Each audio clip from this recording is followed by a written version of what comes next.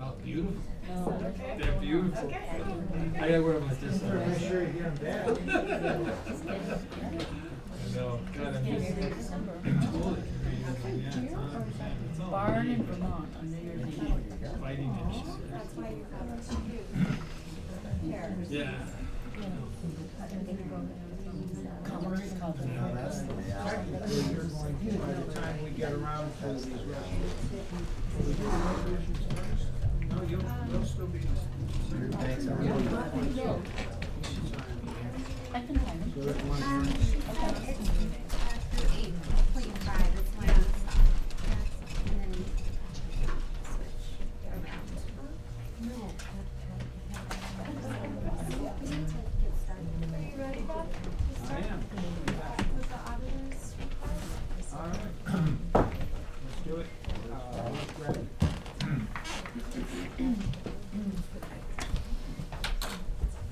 Check it out. There he is. All right. The man, the legend. We're all staring. Well, I was just making sure Barb Are we ready? You may have to turn your mic on. Is it on? Yes. Yes. Okay. All right.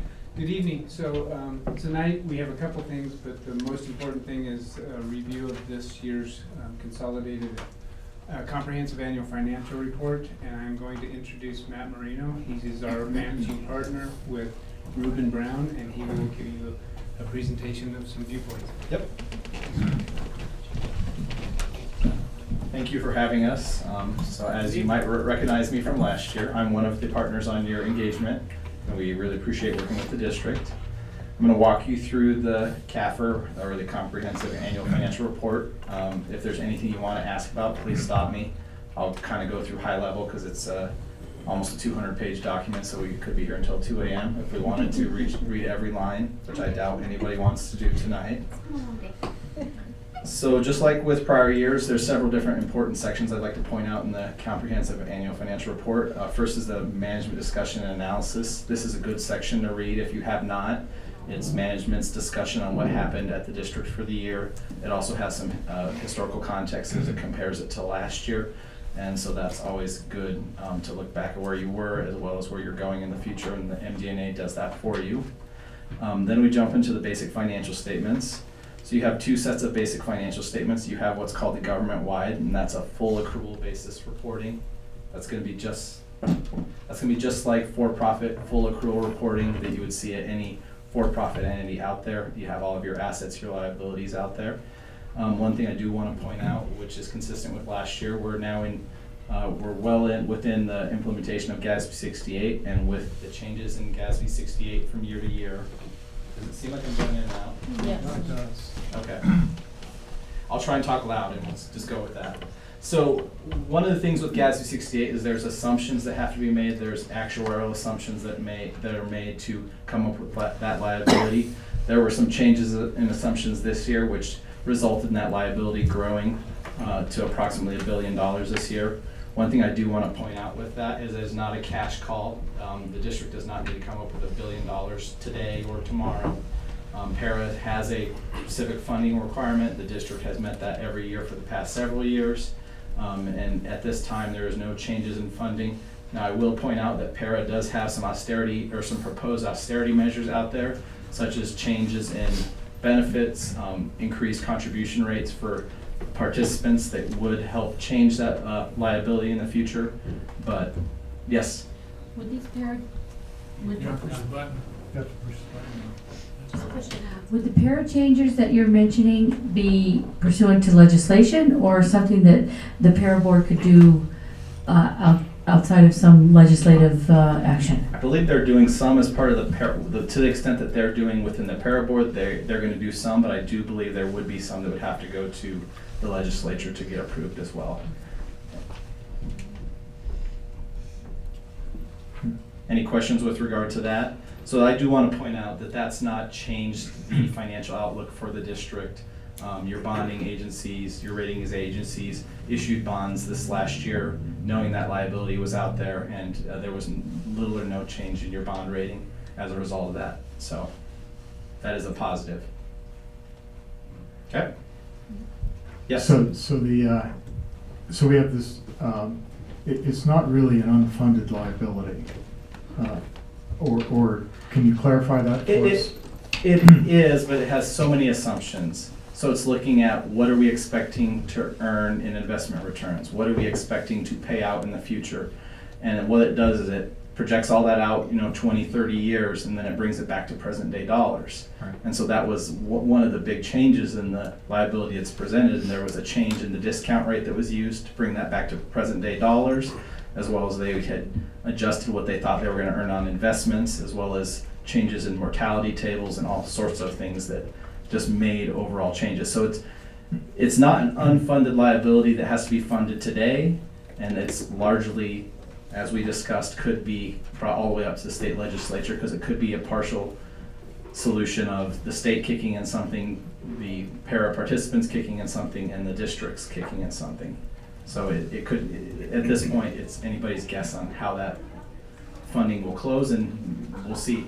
Right, Matt, and I think one thing to clarify is this is on Para's books as that, and it's our share of that we're reporting out in terms of ours, but really it's Para who's going to be the ones, it's their forecast in terms of how much money they're going to receive in from contributions, how much money they're going to receive in investment.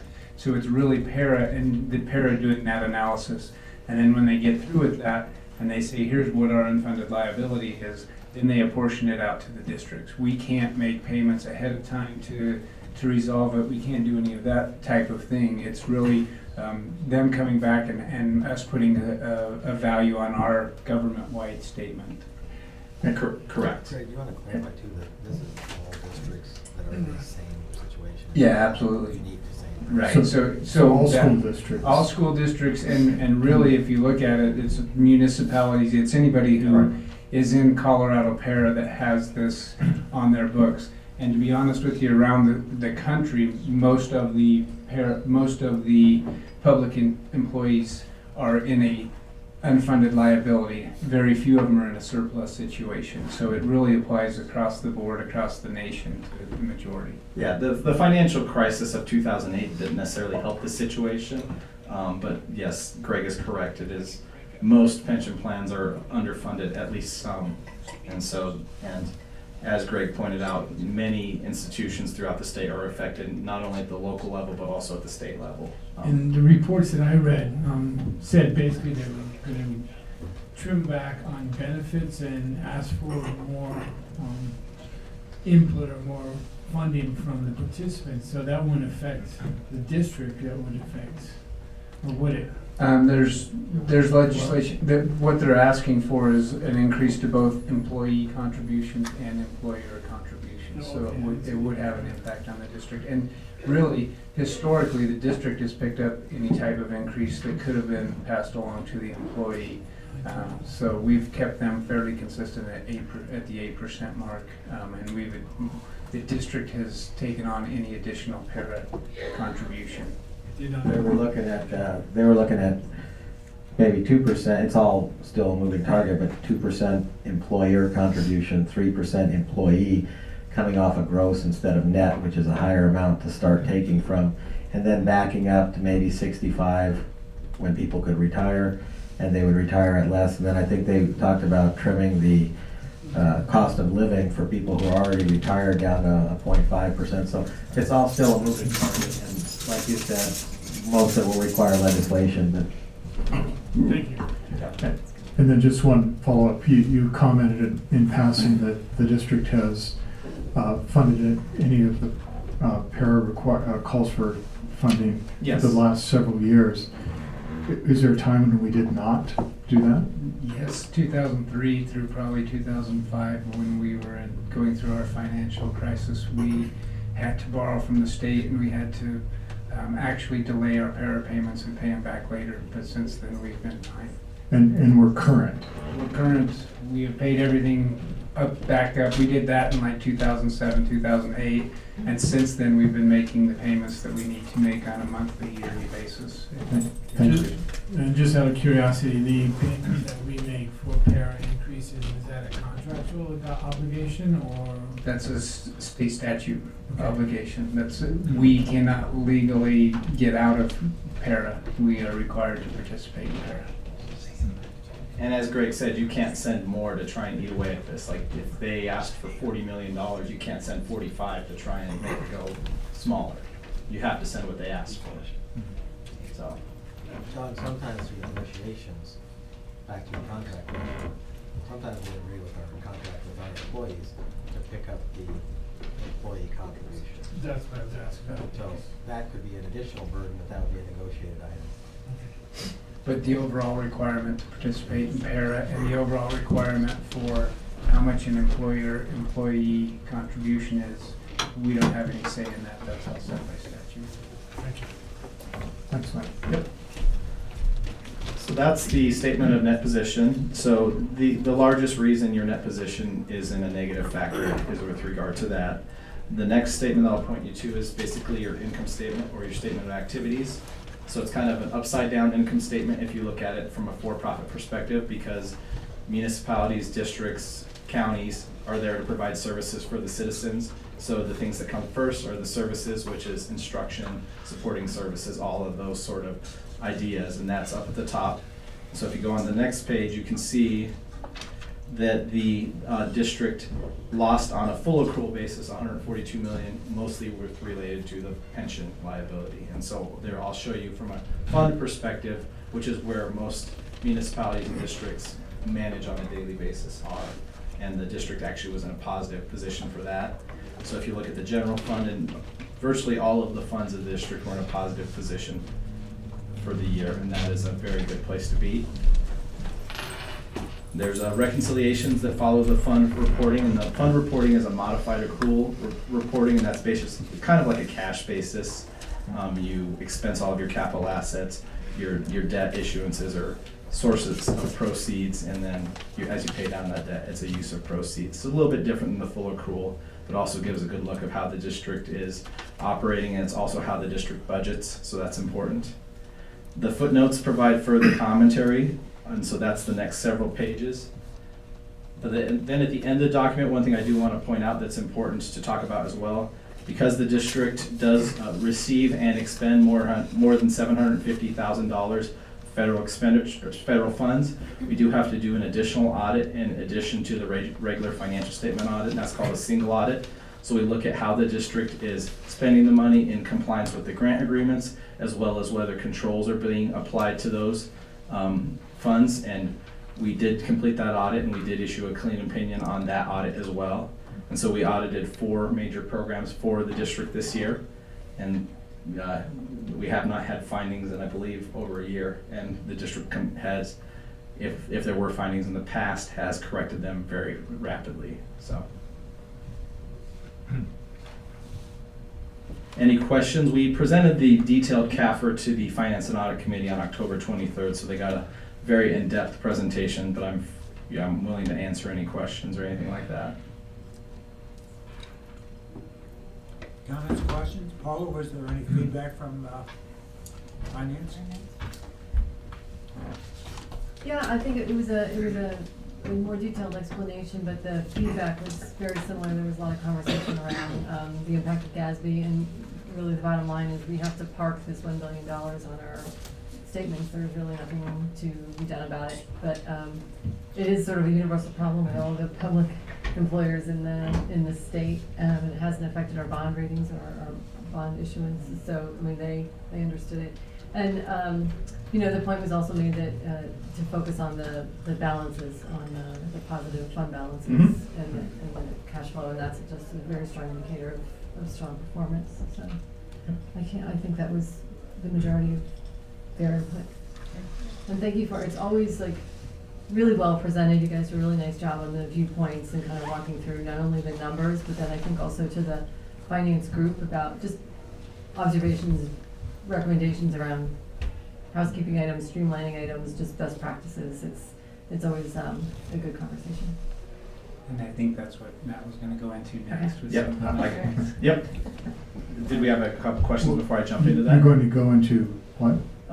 We put together a viewpoints document which includes a couple different elements. My required communications to you as a board that I have to do as my professional standards to let you know what we did, what we did not do, what we noticed, and then also some best practice recommendations and management letter comments of things that we either would suggest change at the district or also following up on prior year findings to give you a status update on where they're at. So, Yeah, so let's let absolutely. Matt do that, and then we can ask questions. All right. Is that fair enough? All right, Matt? So we'll issue this in final form. It has our contact information on it. If you have any questions throughout the year, feel free to reach out to Cheryl or myself. Be willing to discuss and provide additional insights if you would like to hear it from an auditor's perspective. As I mentioned earlier, we've kind of performed 3 different audits. We do the financial statement audit, we do the audit of the internal controls, and we do the audit of the compliance. And so we did all 3 of those audits this year. We issued unmodified or unqualified opinions or clean opinions on all of them. So that is the best thing the district could do, so that's always a good thing to point out. This process started back in June. We started the single audit in June, and we came back in late September and early October and wrapped it up. And we performed the audit in agreement with our engagement letter that says what sort of services we would provide and what sort of services we would not provide. Throughout the audit, we did have to go through qualitative aspects of accounting practices. So the district did have to implement one new GASB, which is the Governmental Accounting Standards Board principle, and that had to do with tax abatements. So a tax abatement is if a organization entered into an agreement with a developer or some sort of other business entity to give back taxes for whatever reason, that needed to be disclosed in the financial statements. In the district's case, that most of the time related to other municipalities entering into those agreements, which indirectly impacts or directly impacts the district. And so we did reach out to each of those entities, as well as we made a technical inquiry with GASB to make sure that we had a good understanding of how these agreements would or would not comply. Because unfortunately, with all these agreements, they're unique to every sort of situation, and not all of them apply, and some of them were immaterial and other ones were not. Yes? Should we wait till the end for questions? Yeah. You can take questions throughout. Sure.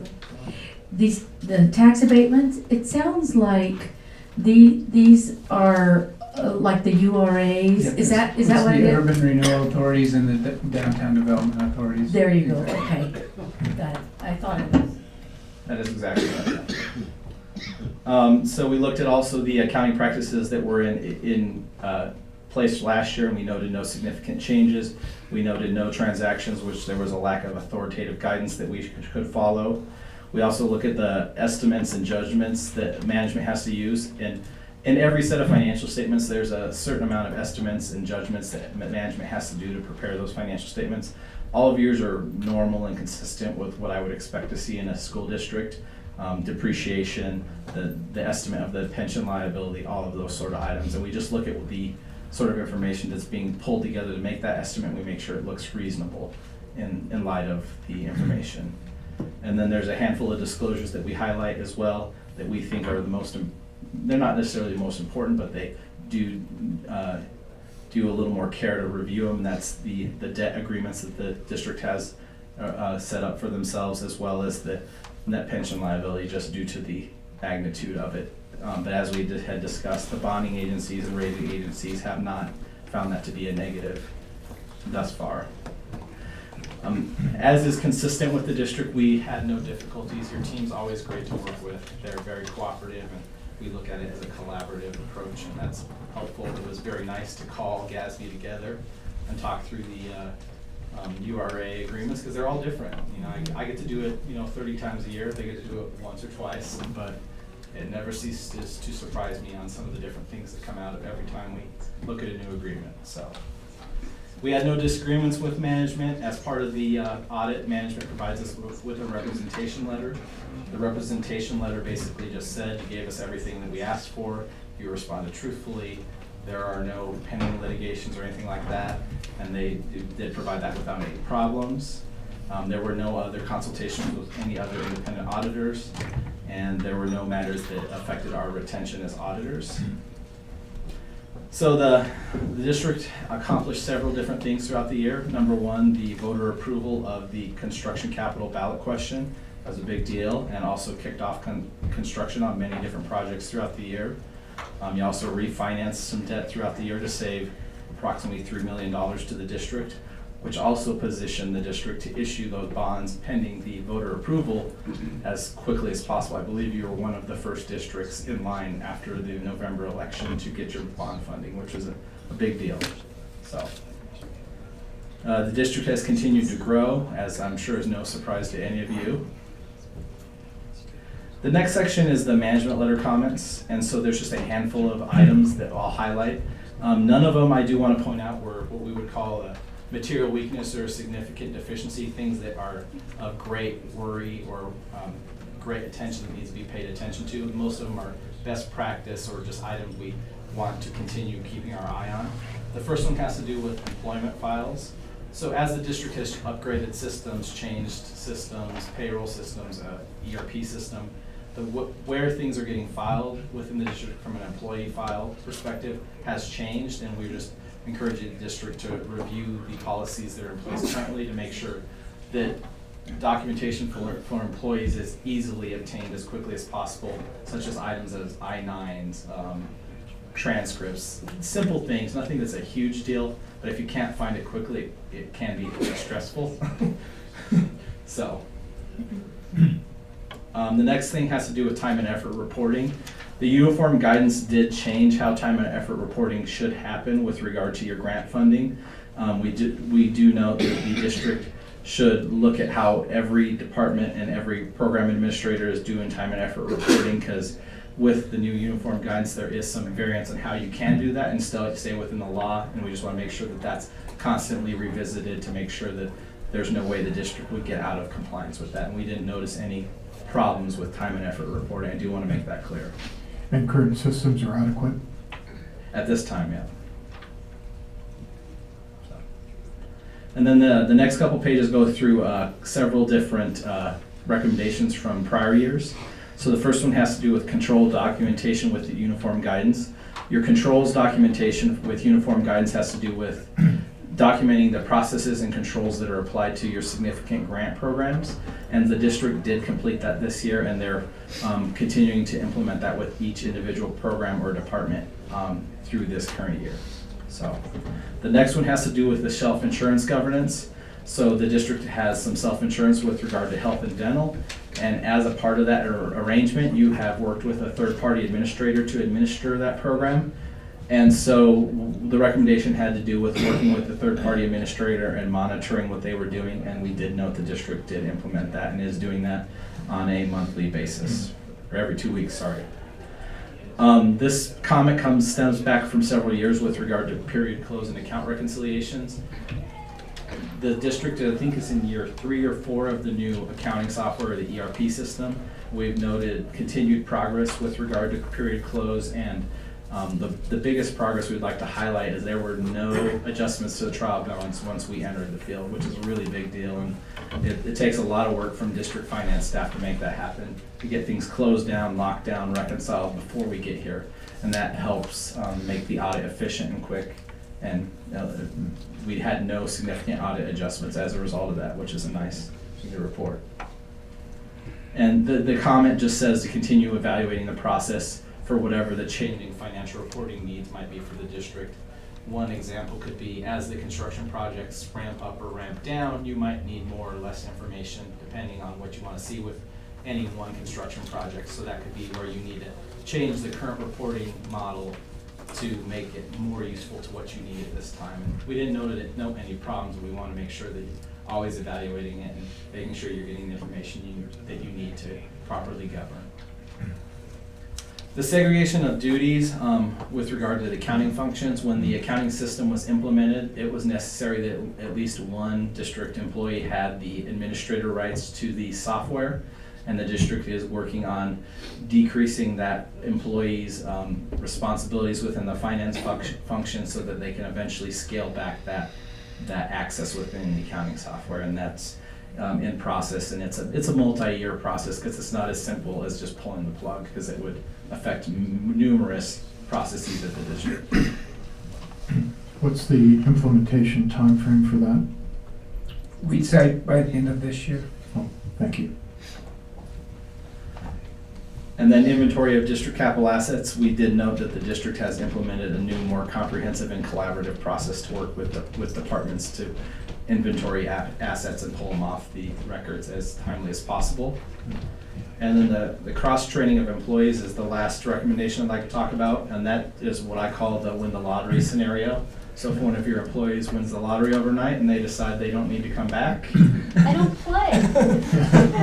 You would need to play to win, but we're just encouraging that all significant district functions with regard to financial reporting, there is a cross-trained person to back that person up for if for whatever reason they're not here, the functions can still carry on. And this one has to do with the comprehensive annual financial report, and they have made significant progress on that.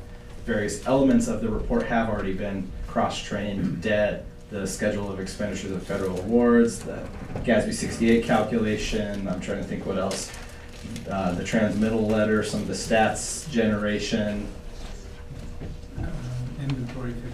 inventory fixed assets. So it's getting there. It's just a multi-year process. It's a very large document, so it's not a flip the switch sort of situation. And Jane, I hope you'll continue not to play the lottery. Deal. So that kind of wraps up the recommendations. The next couple pages are just some observations and highlights. So the first one has to do with how the district spends a dollar.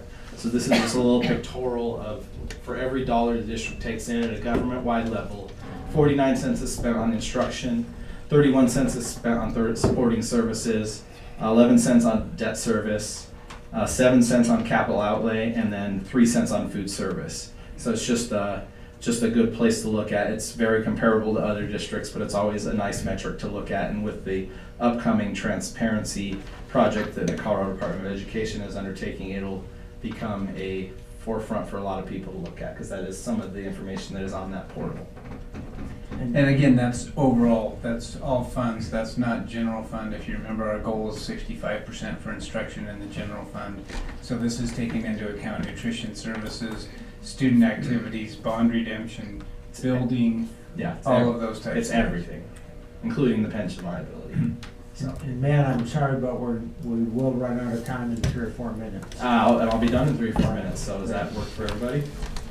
So the next one, I just want to point out the debt burden ratio. The Office of the State Auditor to monitor this, and we have noted even with the additional issuances of debt, the debt burden ratio for the district has only improved over the last couple of years, so that's a great highlight. And then the last item I want to point out is the foresights. So this is upcoming GASBs that will need to be implemented over the next couple of years. So the next big one that is of, I guess, note to you is GASB 75.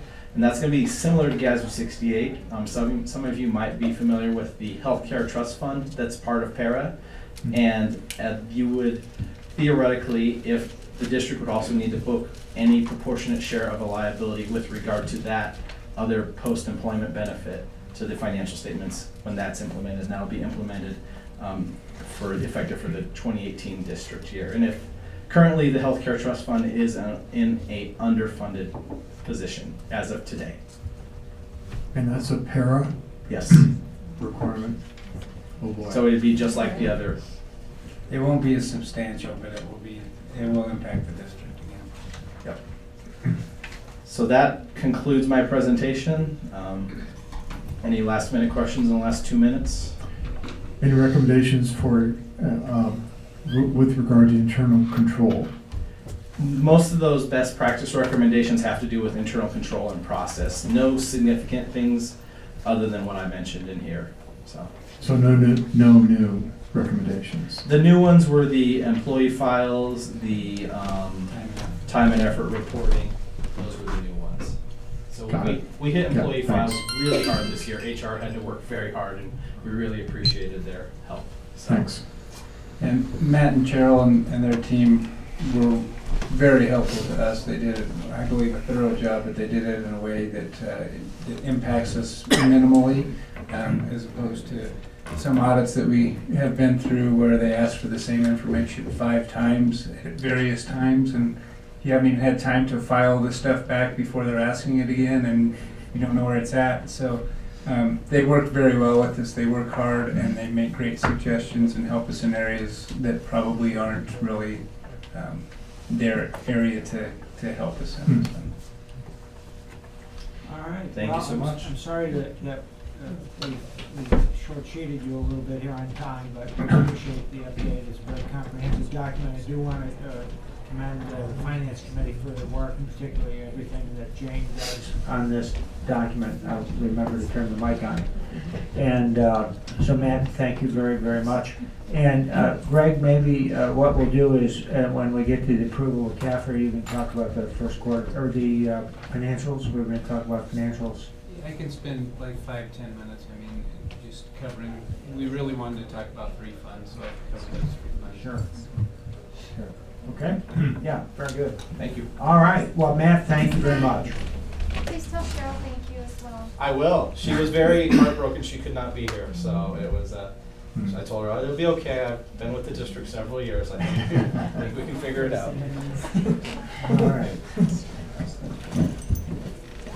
All right, well, as soon as George tells us it's okay to start the meeting, we will start the meeting, and that should be momentarily.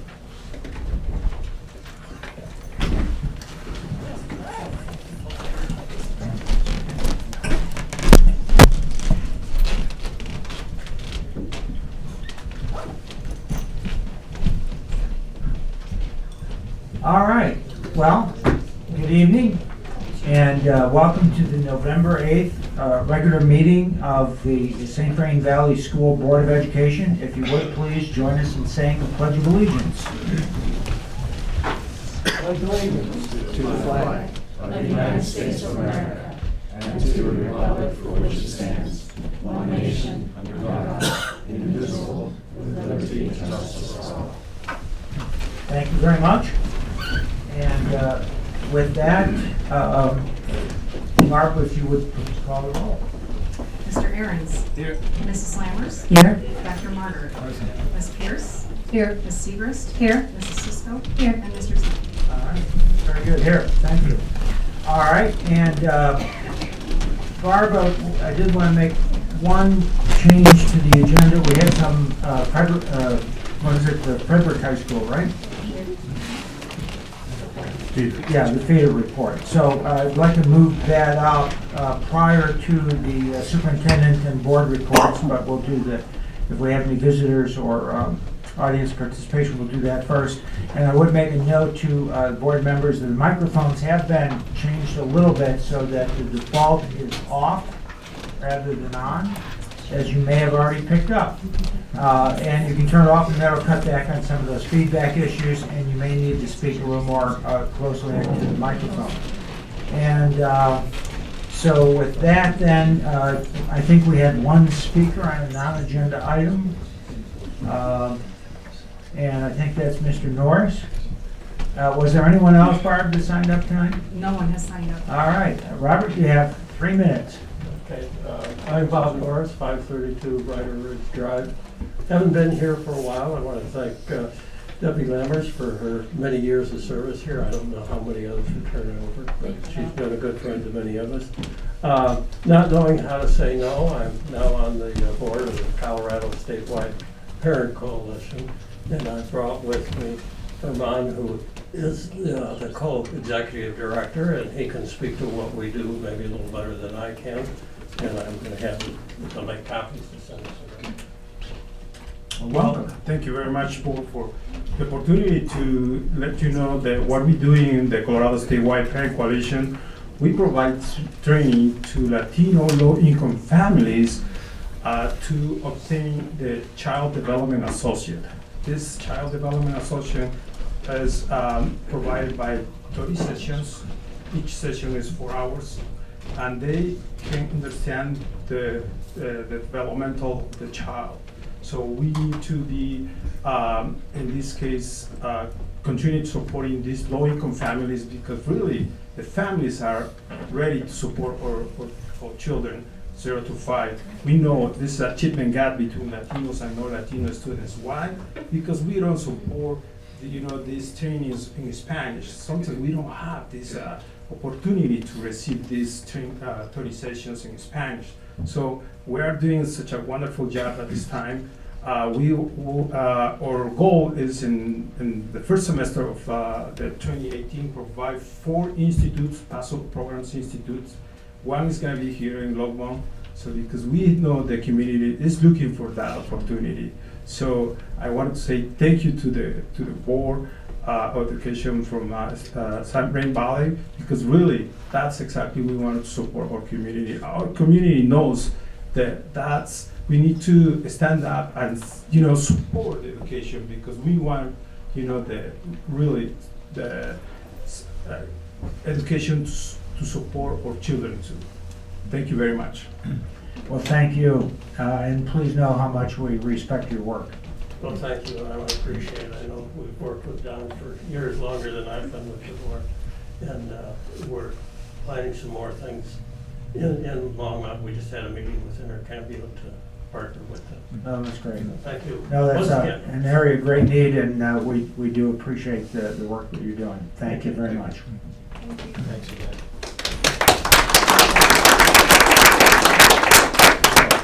And we were joined by our student council representative. Mark, you want to do, would you do the introduction, or Jackie? Sure. Yeah. So this is Colton, and Colton is from Frederick High School and serves on our Student Advisory Committee. Colton is from Frederick High School and serves on our Student Advisory Committee, and he is also going to be part of the presentation for the Frederick Feeder this evening, and is joining us for the remainder of the board meeting after that.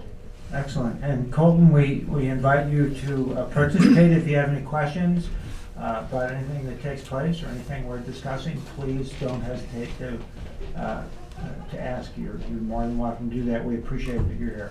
Awesome, thank you. Okay, very good. All right.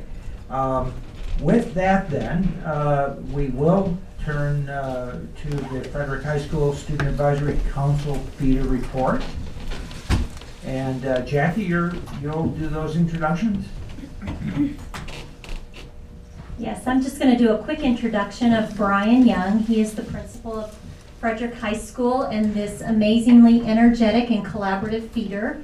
He will introduce this evening the other school leaders in the Frederick feeder, as well as the students who will do the presentation this evening. Very good.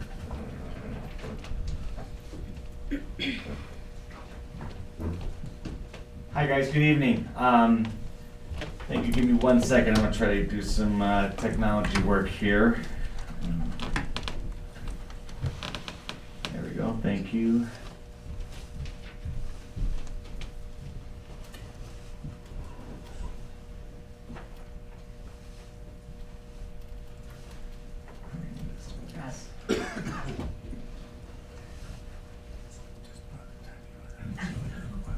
You guys good to go that way?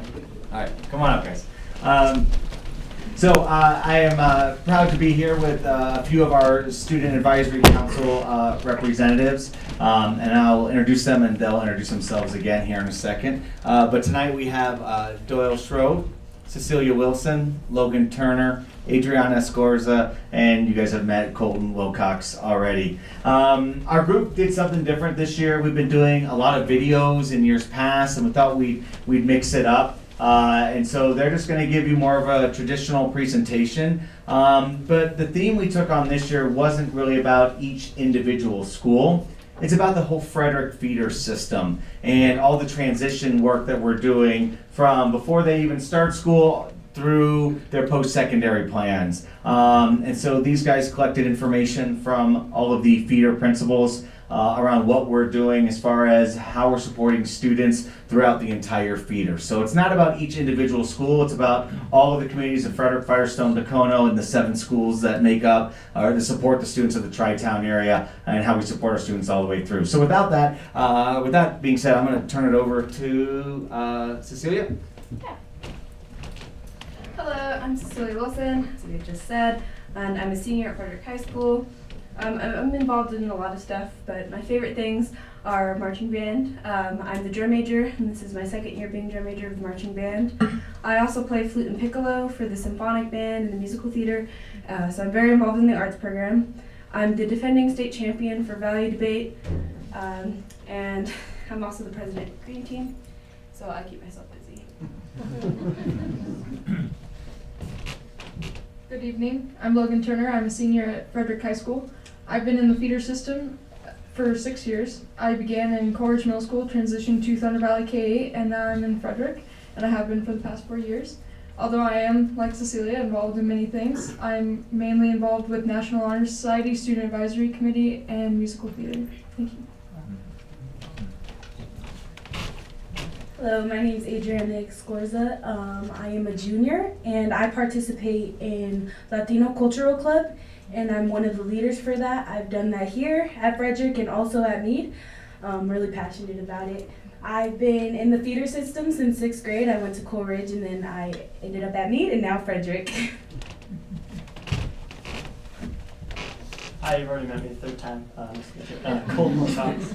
I'm in multiple different groups, 3 bands, but I'm definitely most passionate about the musical that we're doing. If you haven't seen it yet, Big Fish, please come see last weekend. And I've been in this theater system since about midway through 8th grade, and I've been in love with it ever since, and I've definitely had a great time here. So.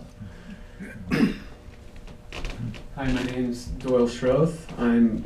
I've been in the feeder system since elementary school, from Frederick Elementary to Coleridge to Frederick High School, and I'm involved with 2 varsity sports. I'm the treasurer of NHS, and I serve on the Student Advisory Council. And I'm going to introduce the principals of our feeder system. So first off, we have Paige Gordon from Spark Discovery Preschool, Sean Corey from Legacy Elementary, Jill Litteris from Prairie Ridge Elementary, Shirley Jarek from Centennial Elementary, Karen Music from Thunder Valley K-8, Liza Nybo from Coleridge Middle School, and of course Brian Young from Frederick High School.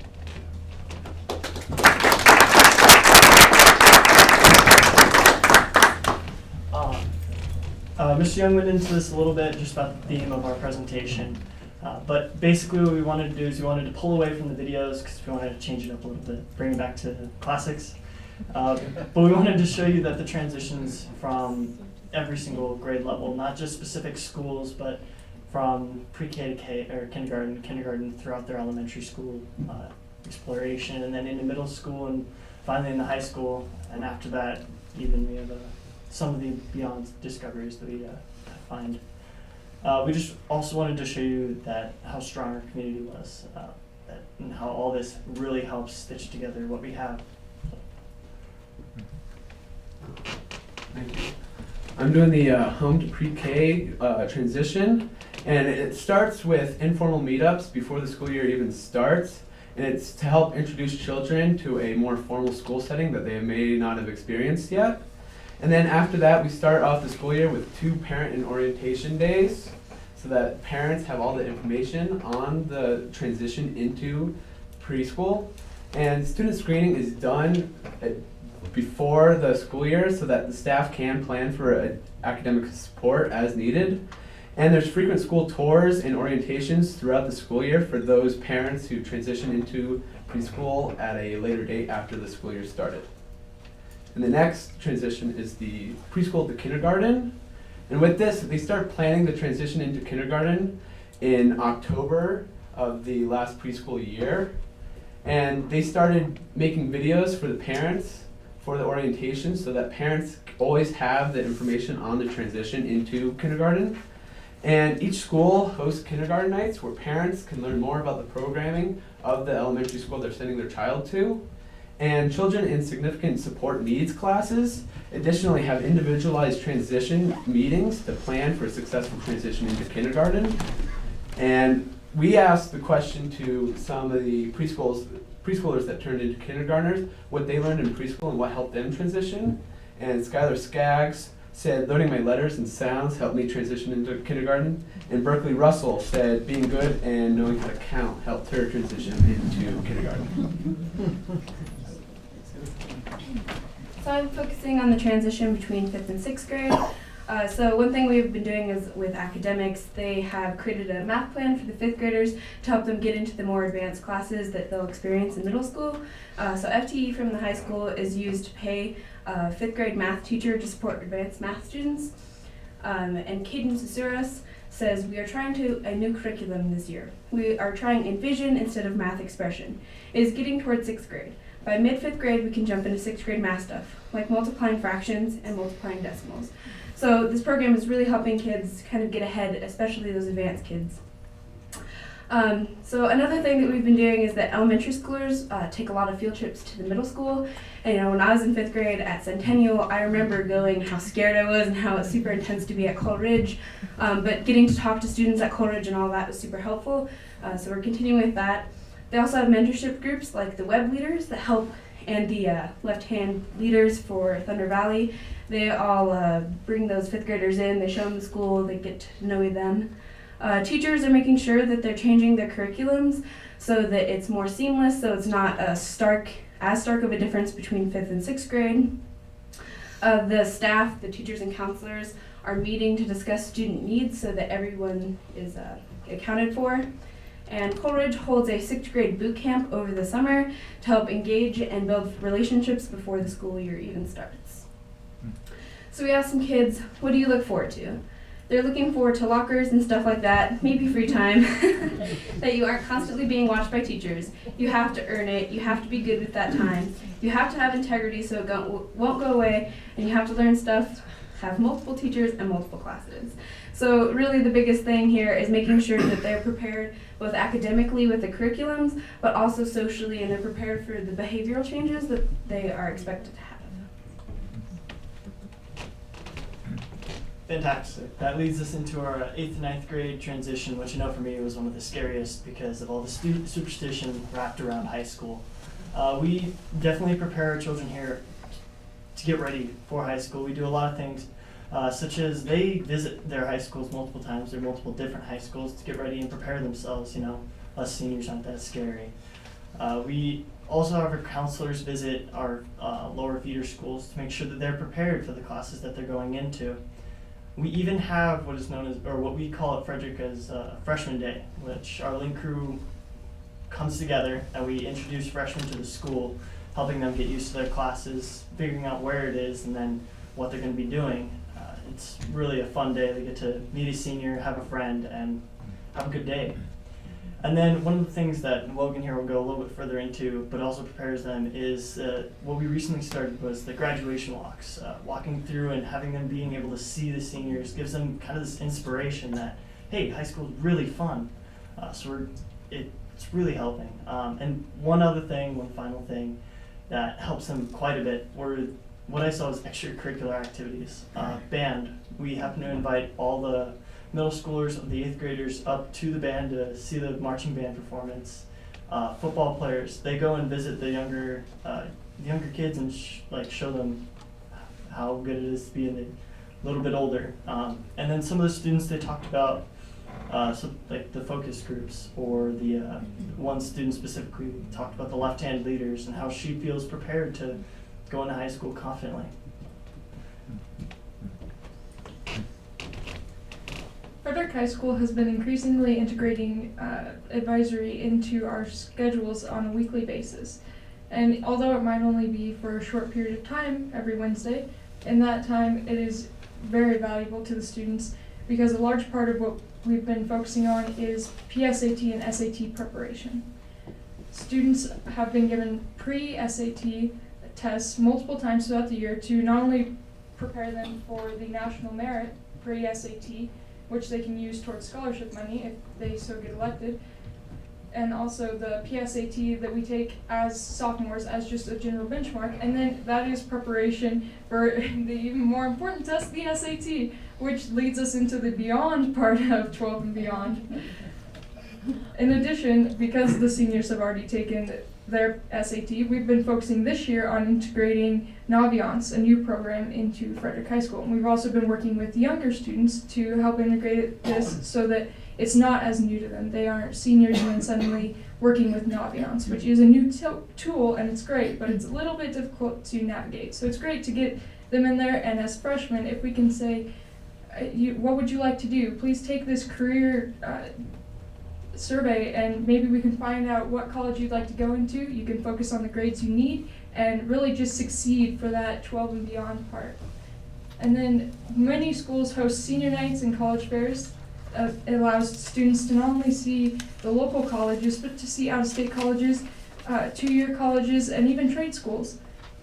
And then a select number of students are offered individual assistance through a program called Collegiate Crossings, which focuses on helping students make that transition, scholarship money, getting into college, and it really helps select students of low income or first generation.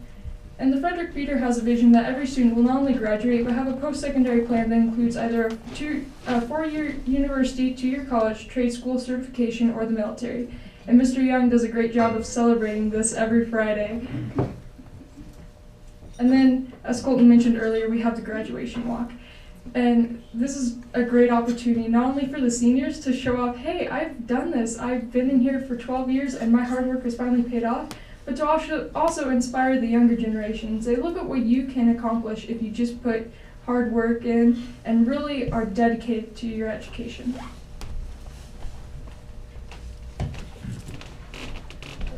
And I'll be talking about the other ways that the feeders work together. We're aware that we're a system, so we all have to work together and make sure that the kids are feeling comfortable when they're transitioning. And the teachers do that by having meetings every month and going over how we can make sure that the students feel they're transitioning and actually being accepted into the schools, and what we could do to implement making that even better for students overall.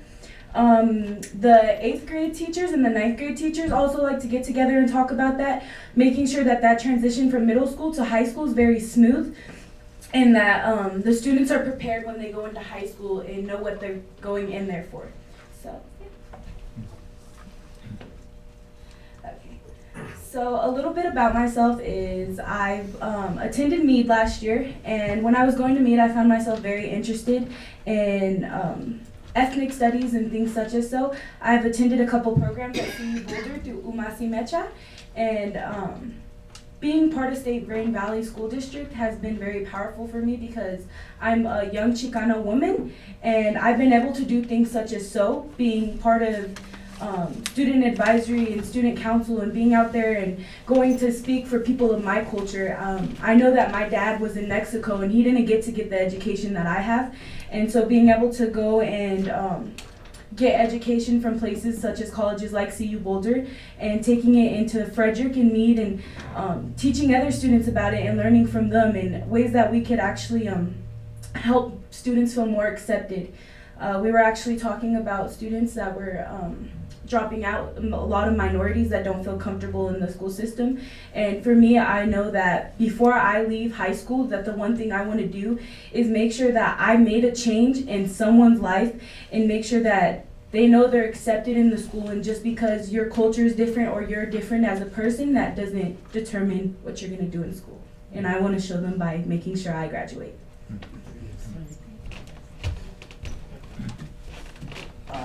A little bit more about myself. I've only been in the theater for a short amount of time, and it's because I've been moving and doing so many different things.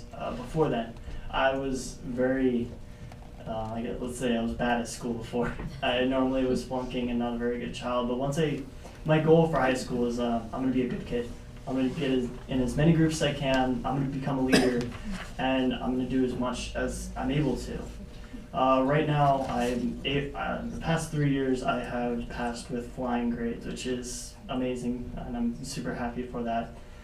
I'm in about 2 different leadership programs, the district advisor, as we talked about earlier. I'm in 3 different bands and in the musical, and I'm also on the debate team. I happen to keep myself pretty busy. But it's a lot of fun, and I'm more than excited to be able to do all these great things. So I want to say thank you to allowing me to do these things. And Colton, I'll come back to Adriana. Are your parents here? My parents are. Okay, Colton, are yours? Do you want to Yes, sir. introduce them? Okay. What's that? And after high school? Oh, I apologize. Sorry. My post-secondary plan was to go to CSU. That is my main goal right now. And if not, I'm also applying to MSU and Iowa University. So I'm very excited to start college for microbiology. I want to work for CDC and hopefully eliminate viruses, create vaccines, and help those in need. Good for you. All right, very good. Yeah. in my post-secondary plans, my dream was to go to U of A when I was younger. I've kind of changed a little bit. Being able to participate at CU Boulder, I really would love to go and attend that school, as well as UNC. Those are two of my goals. I really want to stay in Colorado. I love it here. I wanted to major in ethnic studies and major in criminal justice as well. Good for you. Alright, so I didn't mention this earlier, but I have been in the feeder system for my entire life. So I started kindergarten at Legacy, then I went to Centennial in 3rd grade, then I was in Coleridge and Frederick. And really, for me, I just enjoy being a part of a lot of things. I enjoy experimenting, I enjoy pushing myself. So our whole feeder system is so nice because there are so many groups you can be a part in, and all of the groups are super accommodating of each other. So I've been super lucky to be in a lot of different things and really found myself the last 4 years. So like I mentioned earlier, I'm the president of the green team, so I've got to work with a lot of like conservation people and noticed, you know, go through that whole process of how you implement a club into a school. But I'm also part of NHS, and I got to go to a leadership camp this summer with CSU for marching band. So I've just been exposed to a lot of really wonderful things and a lot of things that the district has provided me because I got a scholarship to go to CSU and I couldn't have done it without it. So it's been really wonderful to expand my borders. So next year, hopefully, I'm either going to Colorado State or Montana State. We'll see who gives me better scholarship deals. And I'm interested in biology. I'm not sure if I want to do big scale ecology or small microbiology. Still figuring that one out. Very good. And are your parents here? No, my parents are not. Okay. As I mentioned before, I've been in the feeder system since my entire school career, and I think my transitions from elementary school to middle school to high school, I think our feeder systems really changed that for me because I've had a very seamless transition into high school, and I was welcomed into Open Arms by my cross country team during the summer into high school year. And as the captain this year, I wanted to pass that along and welcome the incoming freshmen with Open Arms also and help them make that transition easier. And like I said, I'm the treasurer of NHS, and I also participate in track and field. And my post-secondary plans is I'm applying to the Naval Academy and the Naval ROTC program. And my mother is here, Marine Shroff.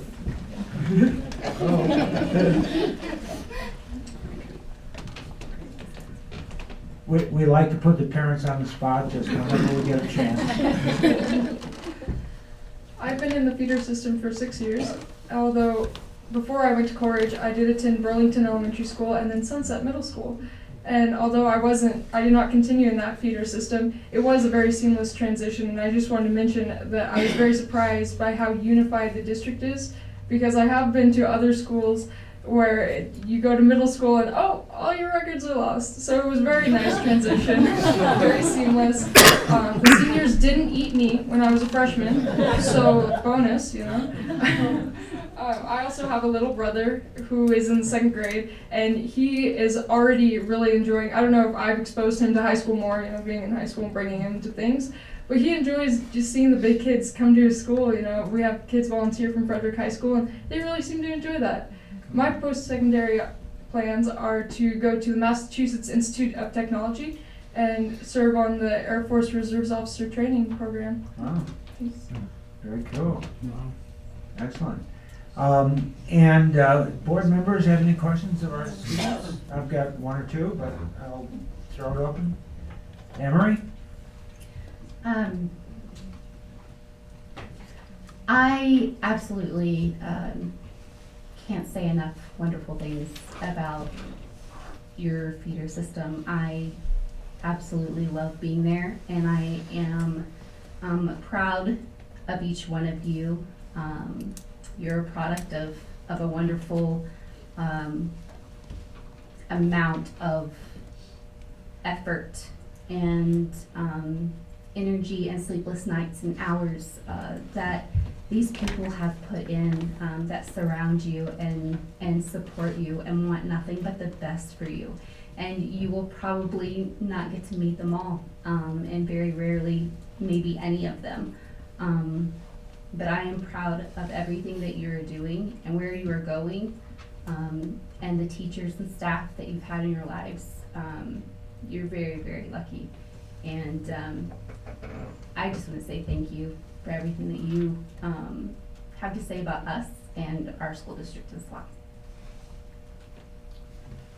We really do appreciate not just a terrific presentation, you guys were very well prepared, and we appreciated just the personal way you presented it, but then also your stories. Thank you very, very much for sharing that, because at the end of the day, that's really what this is all about, and we wish you guys every success. Thank you very, very much. And thank you for serving in the Student Advisory Committee Council. We really take that very seriously. I mean, this board has made decisions, policy decisions on advice of the Student Advisory Committee. It's your school district, and so it's here for you, and so we really appreciate that. Any observations on the biggest changes that you observed from the time any of you were in elementary school? And versus what the kids are going through now? I think the biggest change is that maybe it's just that I've noticed more groups, or maybe it is that there are more groups. Like when my little brothers went through elementary school, they did this thing where one day at the end of your school year, you'd go to the next grade and you'd meet that teacher and the kids in that class and stuff. So at the beginning of my elementary school, I didn't do that, and I think that would have helped. So really, I think the biggest change in my 12 years is that there's more available for the kids, and it seems like there's a lot of more like engagement between them. Great. And did any of you, have you taken advantage of that Navient career planning system? Navient? It used to be with Colorado. Yeah. The different system, but Navient's just went district-wide. Yeah, right, yeah. And have you guys taken advantage of that career planning?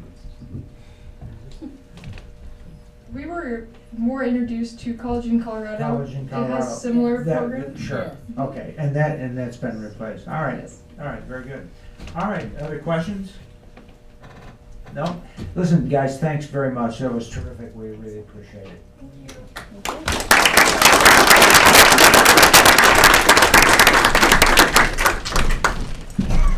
And oh, by the way, I also should recognize the all the principals that are here. Thank you. We deeply respect the work that you folks are doing. We truly appreciate it.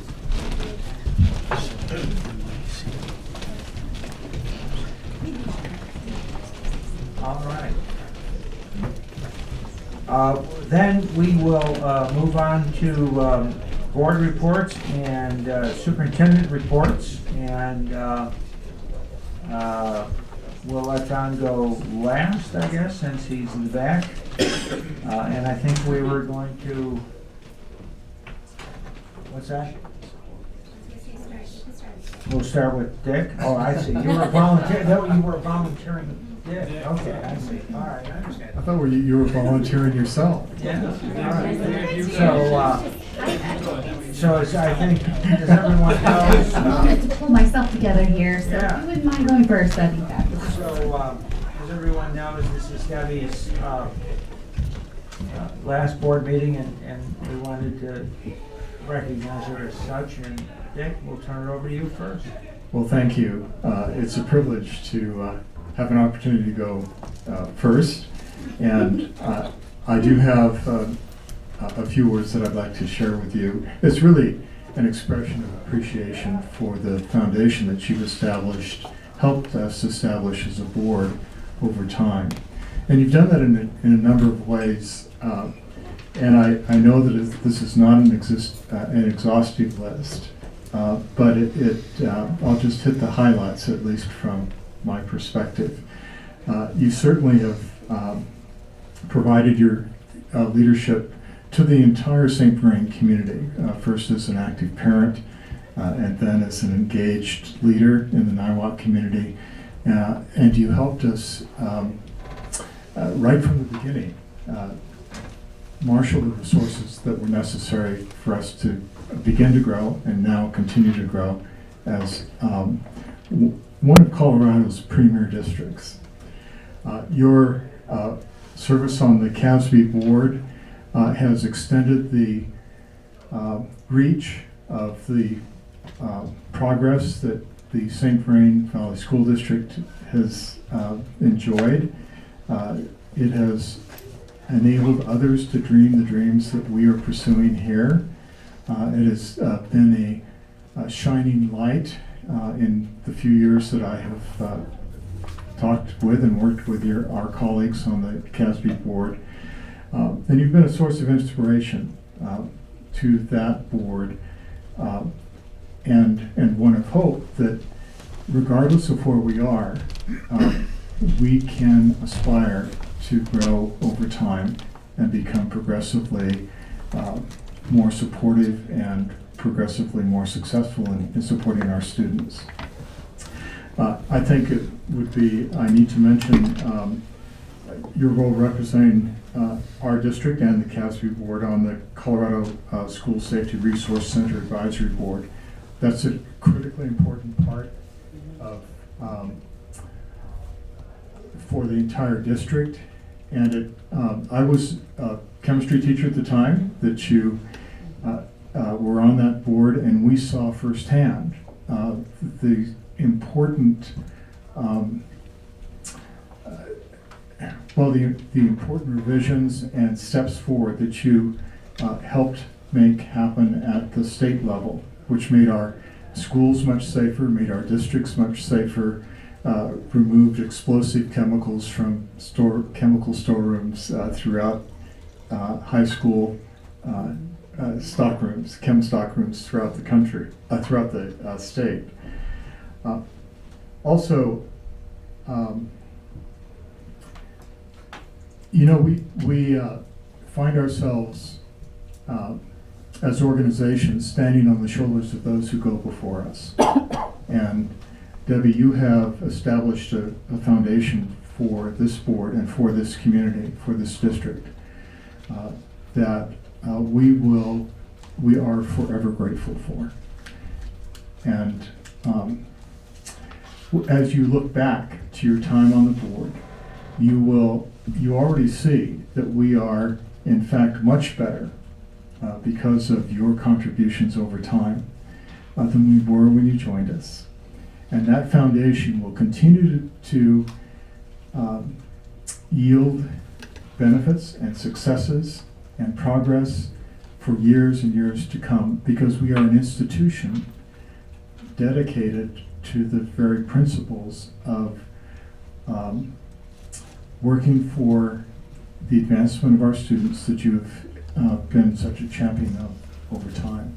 And I could speak much longer, but I will pass it on to my colleague. So Debbie, in conclusion, thank you for your leadership, thank you for your inspiring presence on this board, and thank you for helping to make our community and our school district one of the best in the state, and I would argue one of the best in our country.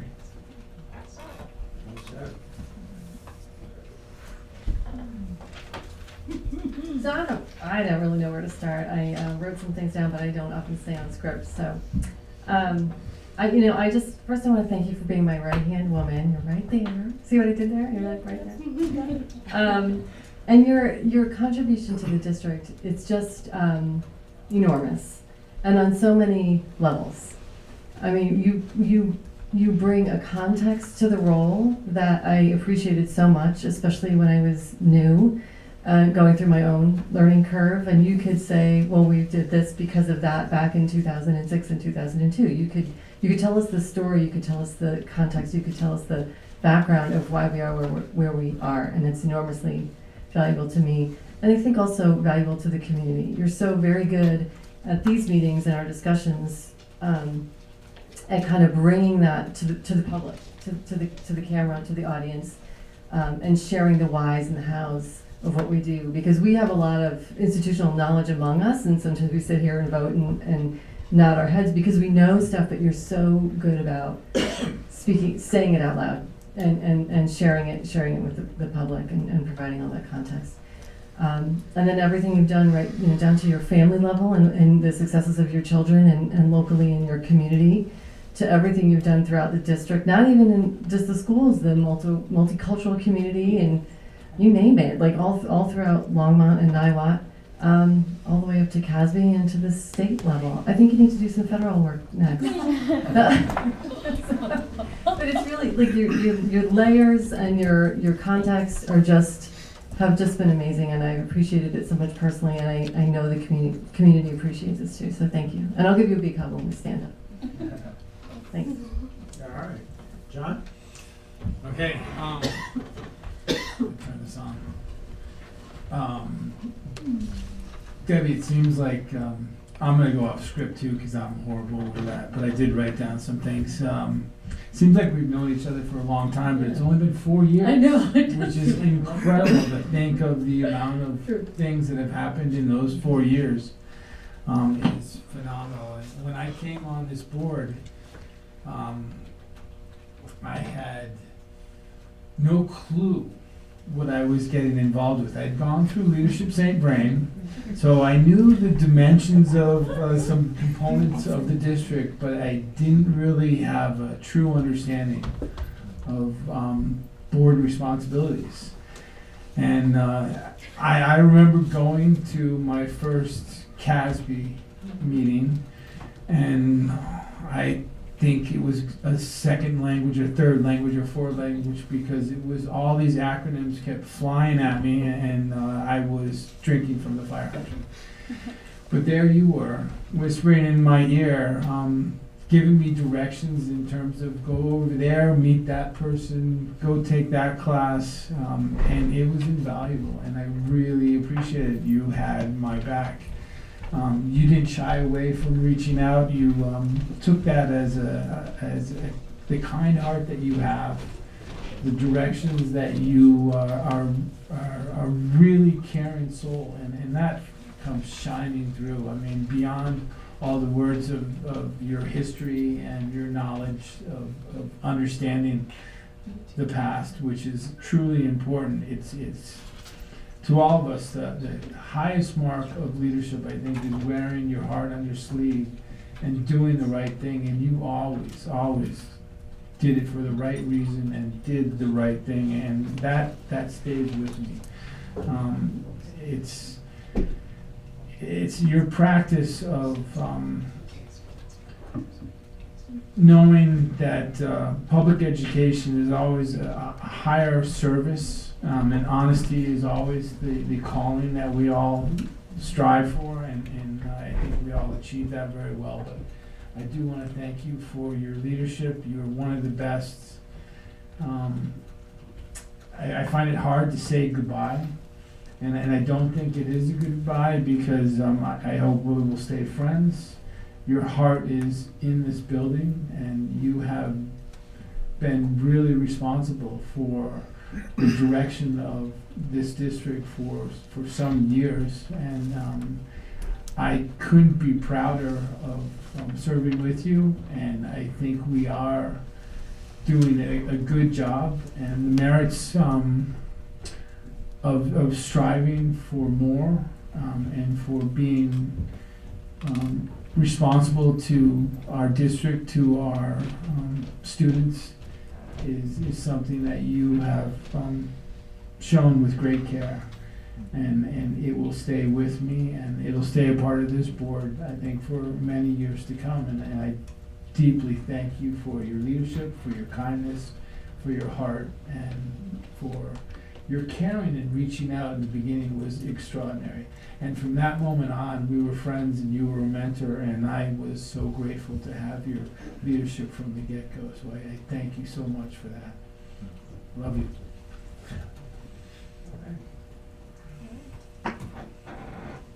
Almost forgot to turn that on. So I'm going to come back to you. Barb, I want to thank you for putting together a fantastic reception for Debbie. Thank you very much. And I also want to take a brief second to welcome Karen to the board. I look forward to serving with you, Karen. Thank you for stepping up and serving your community and the children in St. Vrain. And Debbie, I'm going to miss you. It has been such an honor and a privilege to serve with you on the board. I appreciate your dedication. always, no matter what, putting kids first when you make decisions. And please remember that not only did you impact children in St. Vrain, but you've had a positive impact on kids, districts, and communities really, truly throughout the state of Colorado. And for that, thank you very much. I know that your time with the district goes back many, many, many years, and you have fantastic stories and such institutional knowledge. And I'll always remember our school visits when I first came on the board. I appreciate you taking me under your wing and teaching me and helping me feel comfortable and welcome. Most of all, please know that I have tremendous respect for you, and I wish you nothing but the very best as you begin this new journey. Have a great time in Australia. And if you would like somebody to travel along with you, Chris is certainly welcome to invite me too. But really, thank you so much, and enjoy this new time. Find a new habit, ritual for Wednesday nights, and think of us as you do so. She's moving so she can sit on the board, you know. Okay, that didn't work.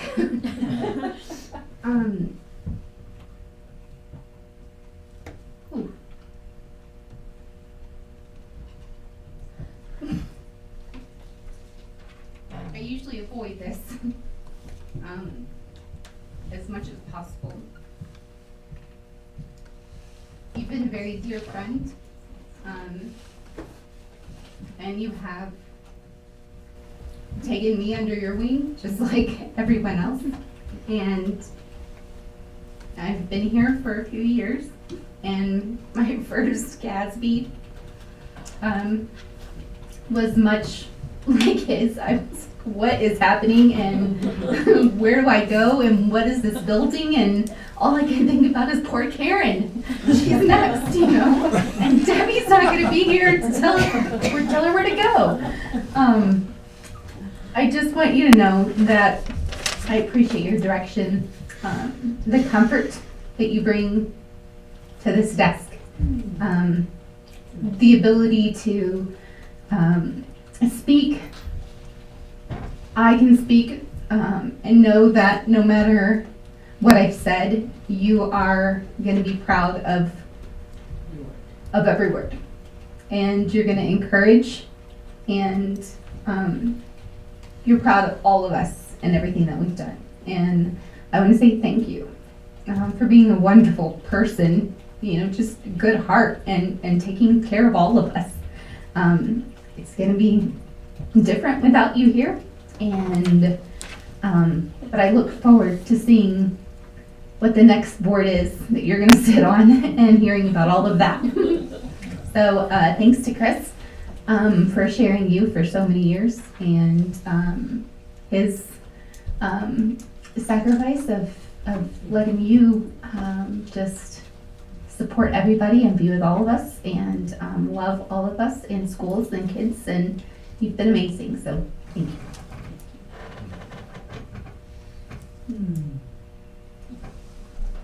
Okay, John?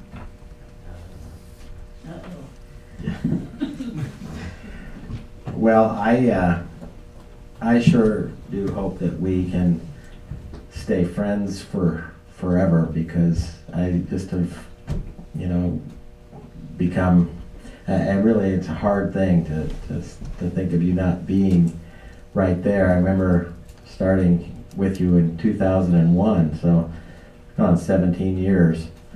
And I remember when we were at Niwot together, and just you know, meeting your amazing family, your kids. I don't know if you even remember, you know, some of the challenges we had when they had tennis and IB scheduled at the same time. Yes. Just things like that have been popping into my mind.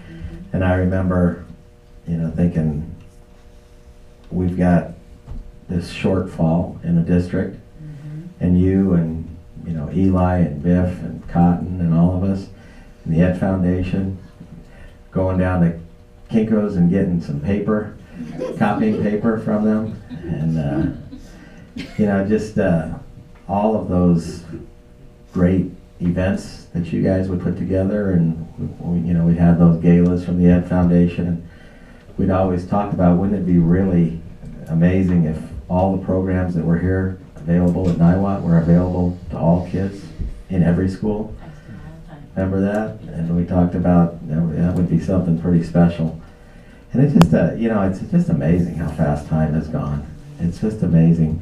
And then I remember you working on that 2002 bond, which was huge, and 10 new schools, and then just helping manage all of that stuff, that came after that with the challenges, and it's just been remarkable. I did speak on that video, and so you'll get a copy of that as well. So we've got a You haven't seen yeah. Well, she does now, so she probably does, because we always do that. We always do that, but but it just is really, it's been amazing. And like I said, 17 years, I don't even know what to say, but I have had all of those things running through my mind about all the times we spent working hard on things. So thanks for everything, and like I said, it's not goodbye, it's just a little vacation. So yeah, you'll have a vacation, and then we'll figure out a way to move you back in. Sorry, Chris. Thanks for everything, Debbie, and just not only professionally but personally. When I first, my first meeting with Debbie, I had just been on the board. We had the 2002 bond that you were overseeing, and I very distinctly remember being impressed both with the competence that you oversaw that, the detail, the mastery that you had of all the numbers, and the compassion that you put into it. I mean, you put your heart into it. And so when you came on the board, and we've served now for 8 years together, I was most pleased because of both that character and that competence that you brought to this board, and I think as you've heard, you've earned the respect of everyone here, and no one less than myself. I mean, I'm a fan. I really appreciate you. You've always been here. You've always put the kids first. If the role of a board member, school board member, is summarized as being to represent the community to the district and the district to the community, I don't know that anyone's ever done a better job of doing that than you have, because that's exactly what you've done. I mean, you've embodied what a board member is supposed to be. You've embodied it, and it's just been a great privilege. All right. So those are our board reports, and we have a little more business to take care of before we let you off the hook. And so we'll turn to those items, and then we do have a couple of surprises, but we'll keep going. All right. Well, we do have a report on the district financials. So, Greg, we didn't have a chance to do that at 6:30. Why don't we give you a few minutes and let me follow that act? Yeah. I need to buy Barb lunch more often. I don't know how, but I always get put behind the really good things, and then everybody's like, oh God. So, Barb, I'll get you lunch. So let me just go through, I'm on the wrong sheet. I think Rob's got lunch covered pretty much. Yeah, exactly. He must buy lunch for her every day. Actually, I just go through the financials, first quarter financials for this year fairly quickly. You guys have copies of what we call the dashboard, which is the executive summary. And so as you go down there, you can see the green lights. It's all green lights. Everything's kind of going as planned and as we had expected. I'd like to cover the general fund, the nutrition services fund, and the self-insurance fund fairly quickly. And then if you have any questions, I'm happy to answer them. One thing I'd like you to keep in mind is that as you look at some of these, you'll see that we projected beginning fund balance based off of where we were when we did the adopted budget. And so some of those things don't line up exactly when you start looking at here's your beginning fund balance and here's what's expected to be expended, and it doesn't line up. We make that adjustment when we get to the amended budget. So you'll see that probably not the next time, because the next time was Q2. It's really the January financials. So you'll see it kind of not line up the next time we present, but then it should straighten itself out. The other thing that I'd like to remind you is when you look at property tax, specific ownership tax, and equalization, those are components of total program. So that's what we get from the state and through the state for our total program for our students in our PPR. And again, those were all based back off in April and May. And so assessed valuation has changed and will change through December. So some of those numbers may not be tied in exactly, especially in the case of equalization where the state would forecast lower than what we have in assessed valuation. So they're sending us additional money right now based off of growth and how much they believe in assessed valuation. So, okay, just reminders. So, as you look at page 6, which is the balance sheet, you'll notice that our cash and investments are 20% higher than 2017, and some of that is due to the outperformance that we saw in the most recent CAFR that was presented earlier. And the other one was kind of that equalization and where CD projects us to be compared to where we will actually finish out. The other thing is the deferred revenues. There's a decrease due to Medicaid reclassification in January. So again, as you look at that, we moved money from the grants fund where some of that would have been expected to be covered by the general fund until we received it in. Now it's in the general fund, so that's decreased. So if you go to the next page, which is the actual to actual, just some things to point out. Specific ownership tax is $587,000 higher than last year, and again, that's just due to a vibrant economy. Those are your those are your taxes for vehicles, boats, motorhomes, those types of things. So a lot of people spending money buying new stuff. Good sign of the economy.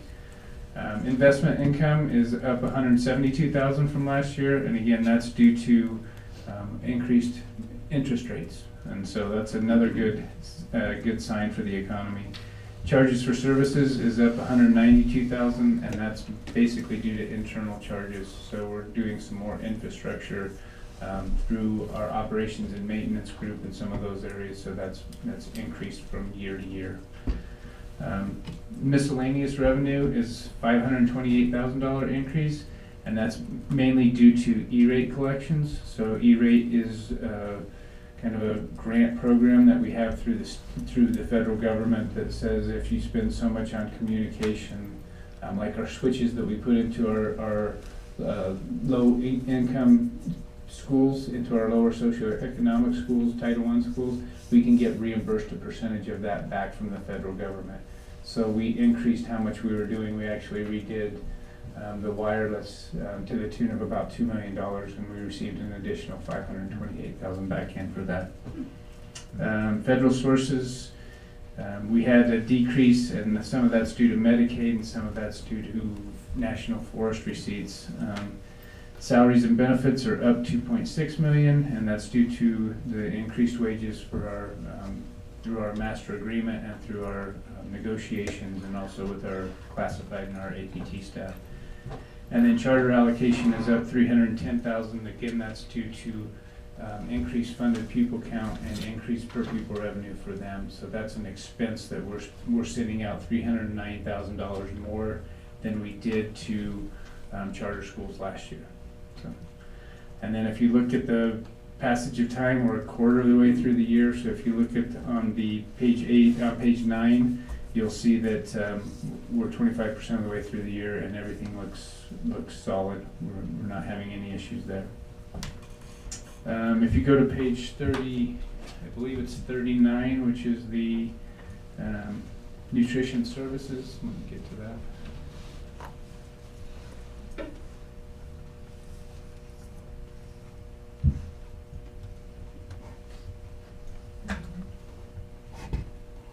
I think actually what I'd like to do is have you go to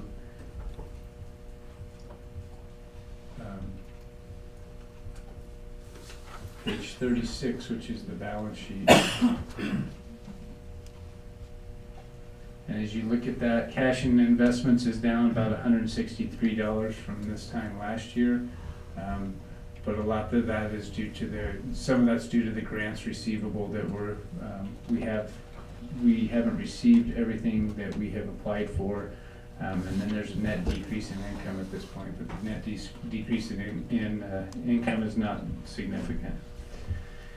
Then if you go to the self-insurance fund on page 46, which is the actual to actual between the 2 years, no, page 47, the actual to actual between the 2 years, you'll see that what happens is we have what's called IBNR, and it's one of the things that Matt talked about, one of those things that we have to estimate, and that's incurred but not reported. And so when you get to the end of a fiscal year, if you've incurred claims cost for health insurance but you haven't paid them yet, then you have to book that as a liability onto your on your accounting sheet.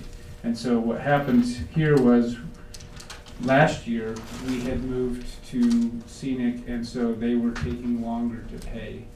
This year, in the same time frame, they're paying much quicker, and so our IBNR actually reduced, our liability actually reduced. And I think that does it, unless anybody has any questions. Karen, we can set up the meeting. I need all the help I can get. Questions on the financials from any board members? Pretty straightforward. Greg, thanks very much. Great job. Thanks. Yep. All the green dots. Yep. All right. Excellent. We will then move on to consent items. We have 5. 7.1 is approval of termination and leaves. 7.2 is staff appointments. 7.3, approval of the minutes for October 11, 2017 regular meeting, October 18 study session, and October 25 regular meeting. 7.4 is approval of the first reading adoption of the board exhibit JQE schedule of student fees. And 7.5 is approval of change order 2 to construction manager general contractor contract for the Carbon Valley Academy renovation project. Did anyone wish to pull any of those items for discussion? I did, Bob. Just 7.4 to share, just an observation, please. Okay. Thank you. So we'll pull 7.4. Anything else? All right. With that, then I'll ask for a motion to approve 7.1, 7.2, 7.3, and 7.5. So moved. By John? Second. By Emery. Emery. And Barb, would you please call for the vote? Mr. Aaron's? Aye. Mrs. Lammers? Aye. Dr. Martyr? Yes. Ms. Pierce? Aye. Ms. Segrist? Aye. Mrs. Cisco? Aye. And Mr. Smith? Yes. All right, thank you. And then with regard to 7.4. Thank you, Bob. One of the things, or I guess first of note, is that there are not any increases in any of the fees this year, and I'm sure board members noticed that when they went through their packet. One of the things that we talked about at the Finance and Audit Committee meeting, the most recent one that we had, Rob Berry was our guest speaker, and one of the things that came about was in talking about athletic fees is that they've actually not been increased for several years. And during the Great Recession, when many school districts were cutting athletics and raising fees, and particularly cutting middle school athletics, intramural programs, St. Vrain was actually building more robust programs. They were not increasing fees. We've added different sports at the high school levels. And so once again, we're continuing to create more and more opportunities for students. So I just really wanted to draw that to everyone's attention. I don't know that that's necessarily an easy task, but I think it's something that we should commend the district for. Also, on a side note, while we're talking about athletics, the district has had a very successful fall season for all 9 sports. And the first thing that comes to my mind, because I'm most involved with it, is volleyball. I believe Lions is going to the state tournament.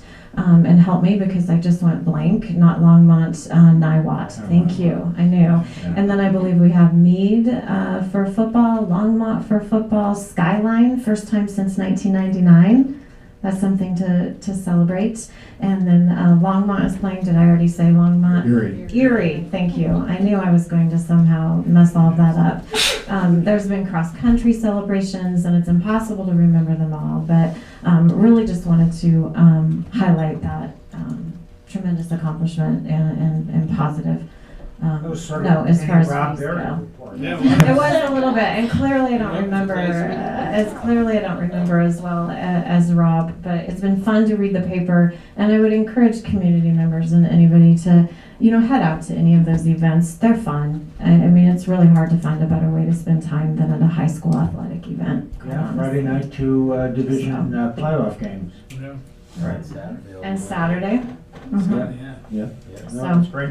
So thank you for letting me do that. And with that, I would make a motion to approve 7.4, which is the first reading adoption board exhibit JQE. Okay. Schedule of student fees, please. Can I hear a second? Second. By Dick. And Barb, would you please call for that vote? Mr. Ahrens. Aye. Mrs. Lammers. Aye. Dr. Martyr. Yes. Ms. Pierce. Aye. Ms. Segrist. Aye. Mrs. Cisco. Aye. And Mr. Smith. Yes. All right, motion's approved. Thank you very much. That brings us to action item 8.1, recommendation to adopt the resolution proclaiming American Education Week, November 13 to 17. And I originally asked Diane to read that, I think, but Debbie, did you want to read that?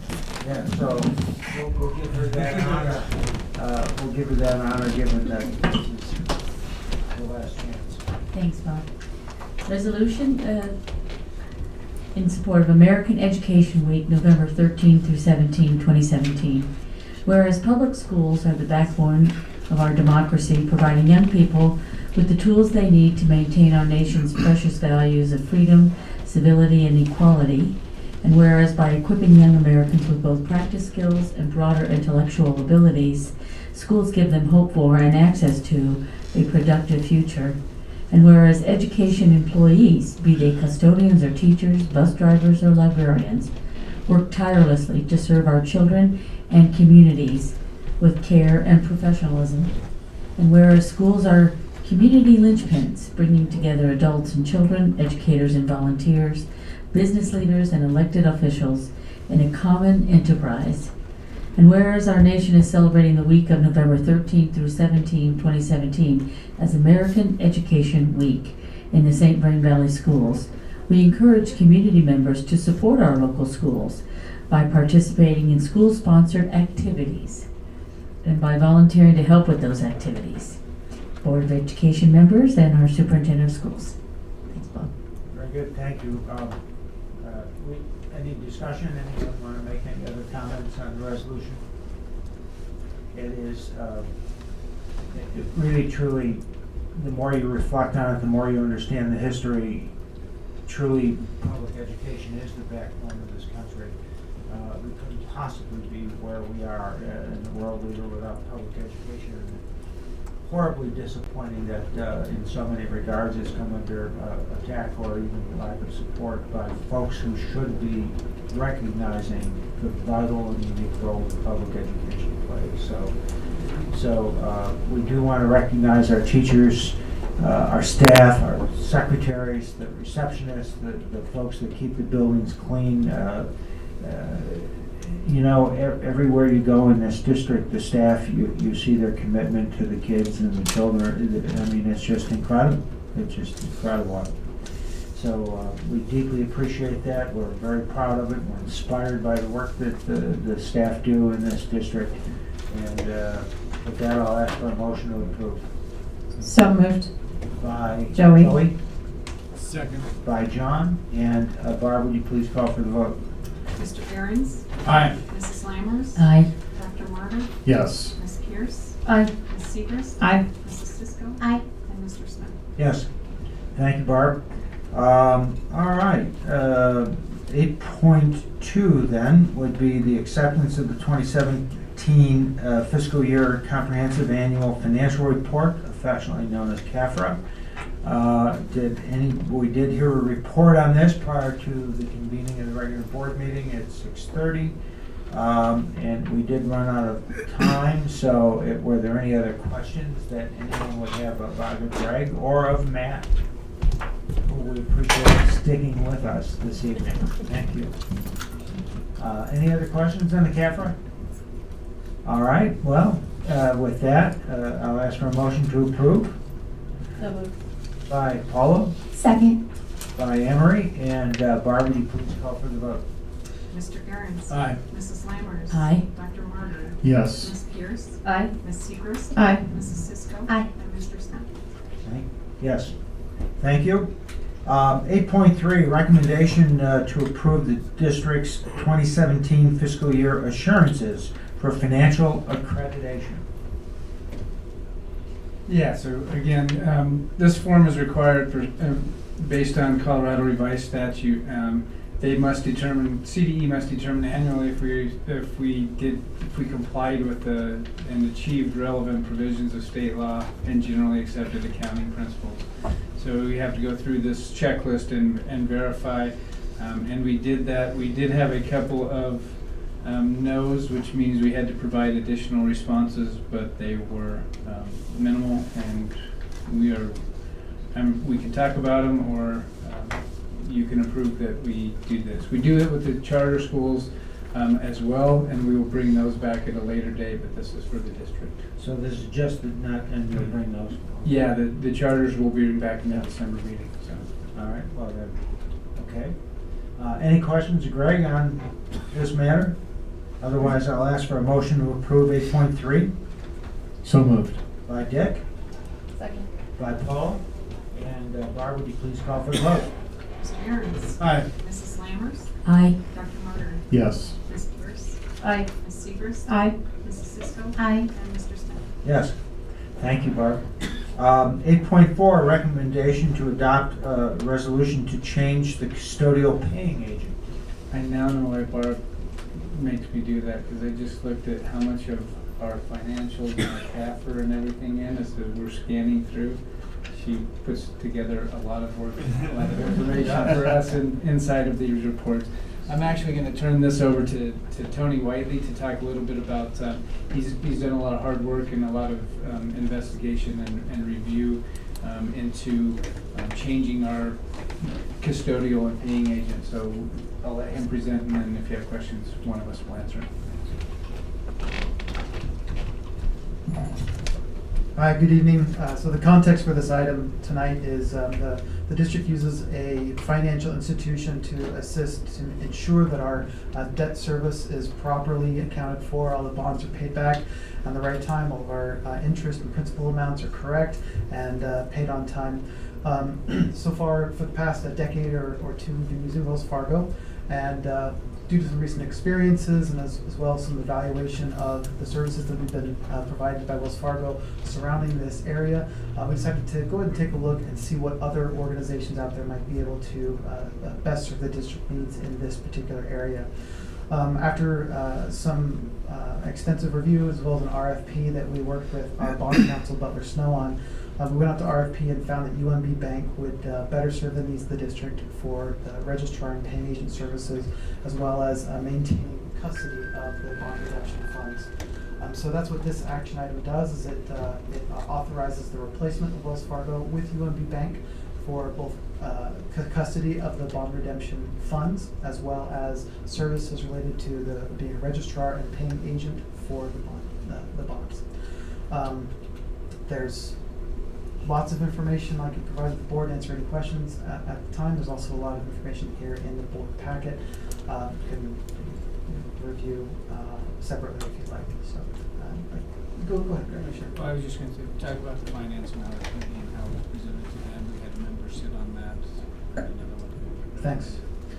Yeah. So as we underwent the RFP process, Scott Gilbert, who's a member of our Finance and Audit Committee, sat in on the process as well, provided some valuable input.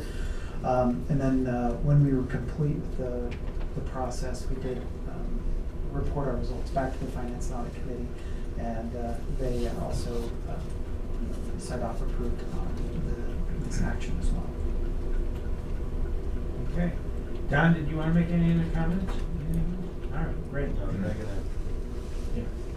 All right, great. All right, yeah, no, you guys summarized it well. Any questions of Tony or Greg? Yes, ma'am. I don't have a question, I'll just share again along the lines with the Finance and Audit Committee. They Greg and Tony kind of brought it to them, just kind of the initial idea of maybe it's time to just work with another vendor. It was all, that discussion was had with Finance and Audit. Scott Gilbert is a banker, so he understands that industry well, and so there was quite a bit, I would say, of discussion amongst the Finance and Audit Committee over time to get us to this point. So it's, in my view, it's been a very thoroughly, well thought out process. No, I know that it has. All right, very good. Well, then I'll ask for a motion to approve 8.4. So moved. By Paula, Second. by Emery, and Barb, would you please call for the vote? Mr. Aaron's. Aye. Mrs. Lammers. Aye. Dr. Martyr. Yes. Ms. Pierce. Aye. Ms. Seacrest. Aye. Mrs. Cisco. Aye. And Mr. Smith. Yes. Thank you. All right, 8.5 is approval of contract, contract award for elementary school security camera systems. Brian? Yeah, Board of Education, Dr. Gadd, and before I jump into this, Debbie, I wanted to say thank you. We've been working together now for about 10 years, and truthfully, the DNA of our school district, much like our founding fathers, has your DNA in it as well. And so, thank you. Anyway, 8.5. Yeah, this is was proposed in the bond. It's funded out of the bond, and it will provide cameras in hallways and around the exterior of our elementary schools. It's about $1.7 million, so a lot of money. And with your approval, we will move forward. Any questions? Yeah. John? Any, reading the report, I did see that they went out for a bid, but there was some bids that weren't turned in, or there wasn't quite the veracity. Right. Any concerns over that? I do not, specifically for this reason. So we really, purchasing department contacted about 5 different vendors that could potentially do this type of work. Turns out HSS has a specific contract with the camera vendor, and they were passing that savings on to us. And so once the other vendors realized that what was happening, they did not submit a bid. So it was to our benefit. Thank you. Okay. Any other questions? There's a question here. I just have a single comment. Yes, Earlier sir. this morning at the district advisory meeting, we actually had quite a few of us members. We're talking about safety needs and that, like how we need to make a better system, because we were talking about, I guess, how we weren't entirely prepared for the shootings that were going around. But this approval of the contract could definitely help move towards a better step. So a better system. I just wanted to comment that this is a really great step towards what's going to work. Yeah. Well said. No, thank you. That's exactly, Colton, that's exactly what I was thinking as well. I mean, that's exactly right. Good stuff. So thank you for that endorsement. All right. If there are no other questions or comments, then I'll ask for a motion to approve 8.5 by Debbie. Second. By Joey. And Barb, would you please call for the vote? Mr. Aaron's. Aye. Mrs. Lammers. Aye. Dr. Martyr. Yes. Ms. Pierce. Aye. Ms. Seacrest. Aye. Mrs. Cisco. Aye. And Mr. Smith. Yes. All right, thank you very much. All right, with that, as we've already covered, Debbie is leaving, and so staff did put together a video for you that we'd like to share at this time. And I think we probably could have made this 3 times longer than it is, but all right, it's all set? As far as you know?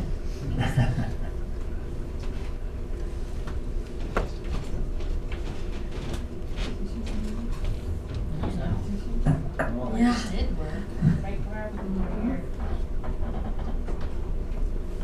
Great. Oh, that's a great picture.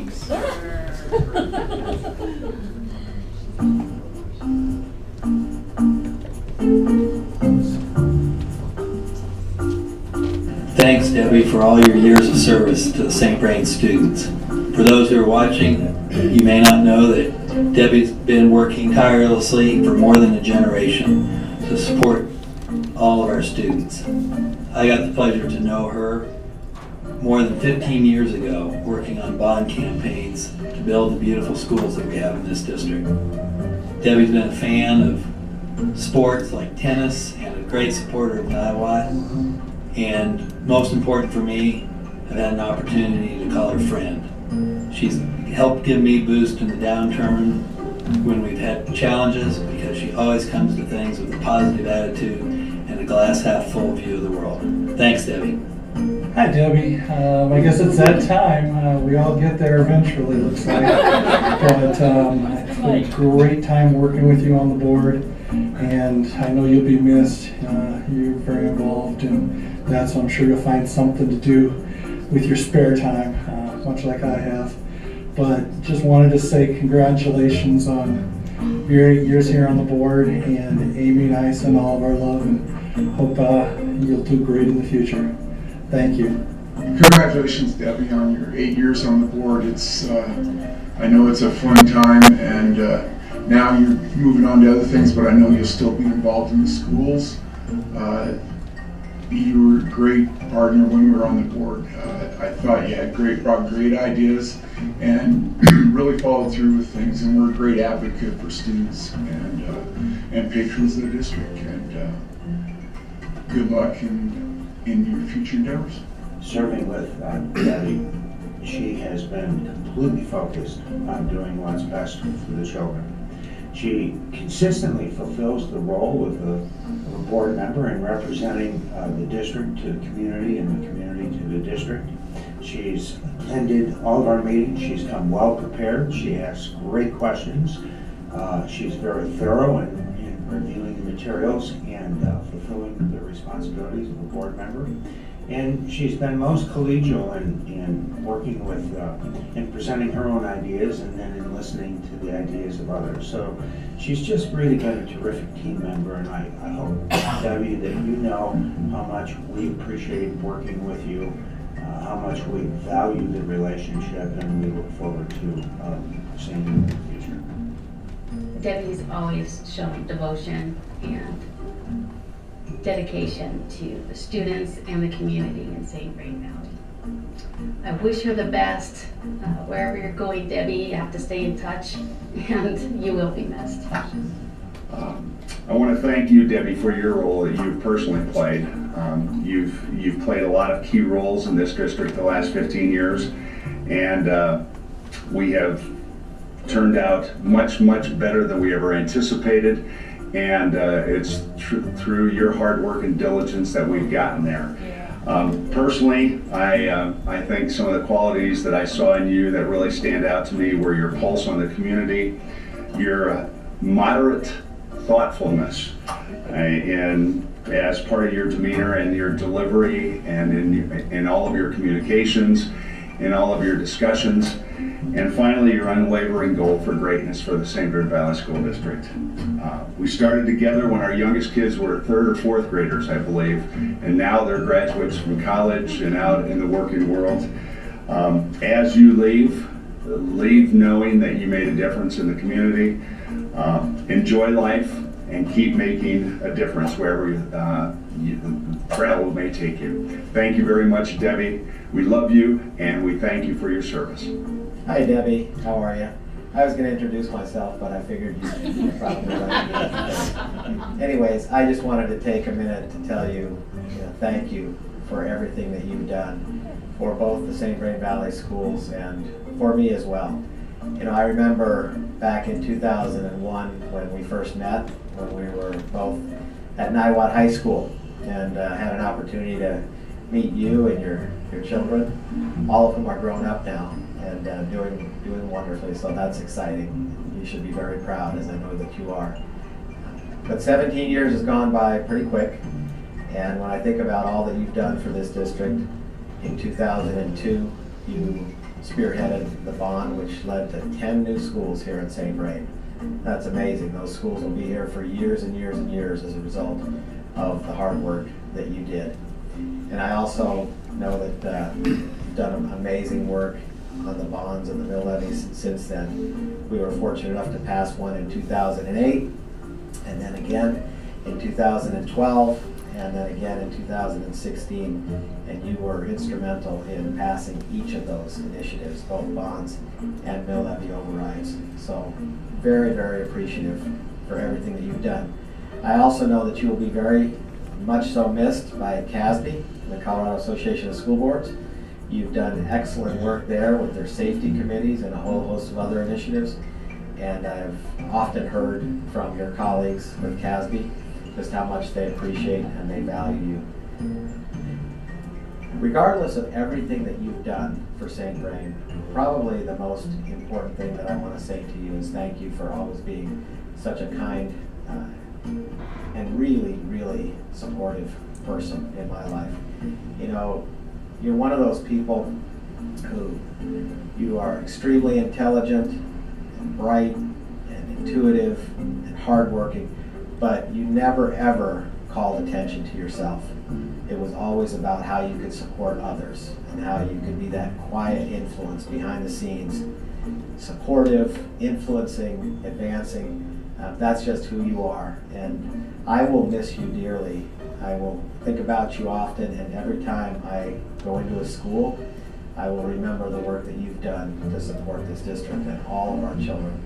So I wish you and your family the best, and I know that you're moving, and I hope that when you come back into town and visit, that you will give me a call so that we can get together once in a while and just say hello. Debbie, thanks for everything, and I wish you the very, very best. Take care.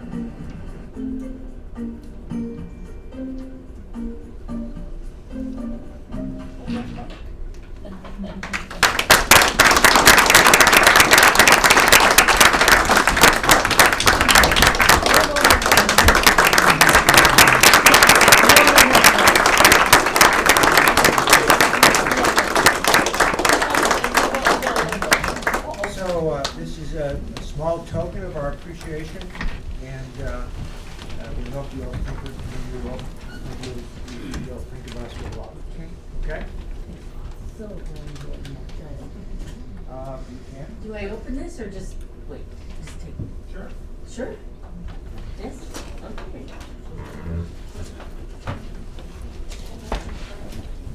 Thank you all very much.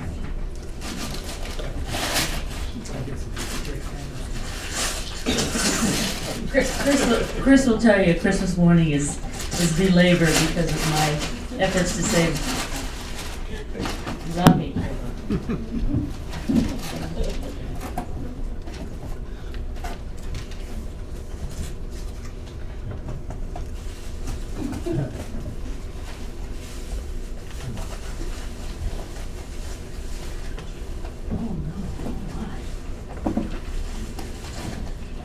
The gift of time.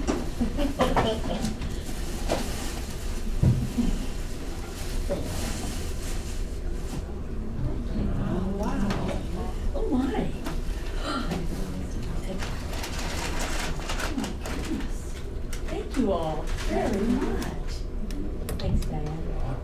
Wow. This is fabulous. Thank you so much.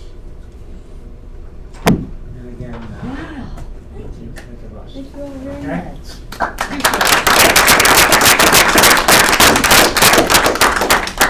Now, you are welcome to stay until Karen's sworn in, and that will be our next agenda item. We have one new member and two returning members to take their oath at this time, and so I'll call them up to the podium individually and to take the oath of office for the board, and then we'll ask each member to sign that, and we're going to start with Paula.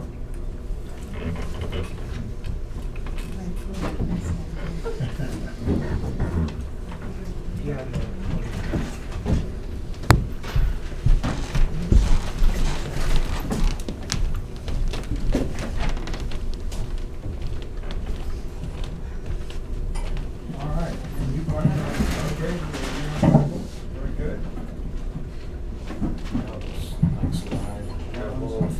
Great. All right, thank you.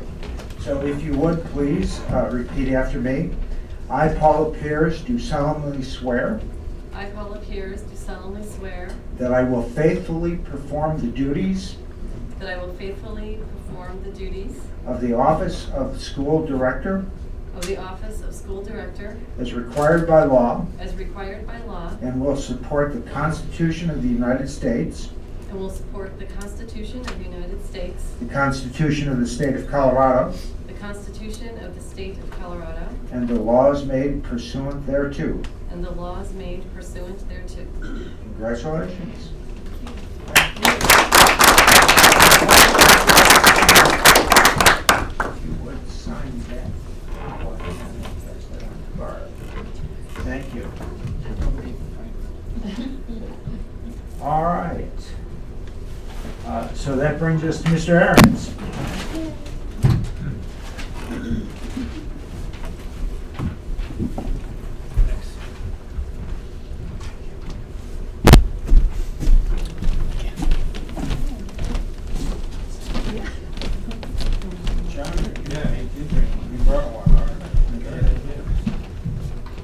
All right, so if you would repeat after me, put your hand on the Bible.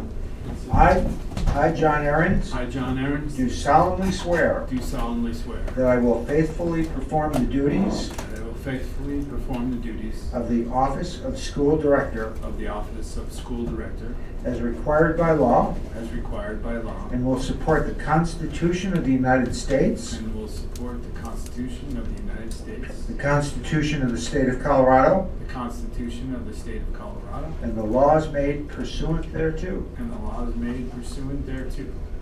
Congratulations. Thank you, sir.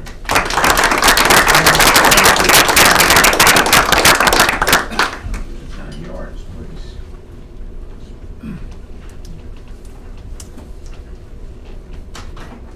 Barb, how am I doing so far?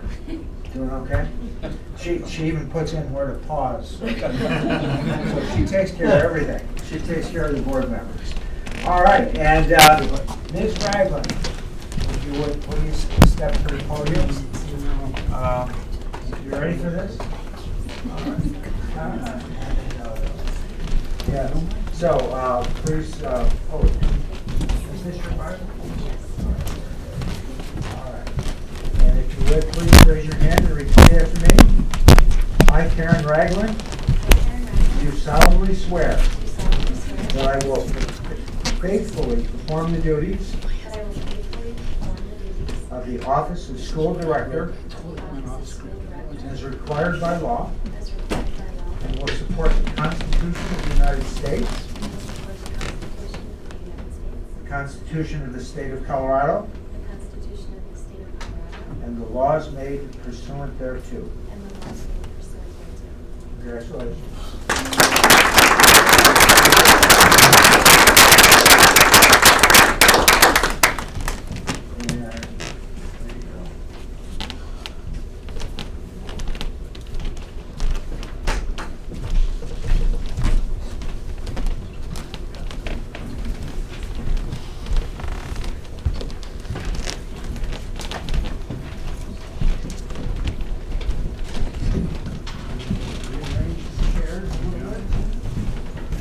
So if you all would please join me one more time in welcoming our new member and our two returning board members.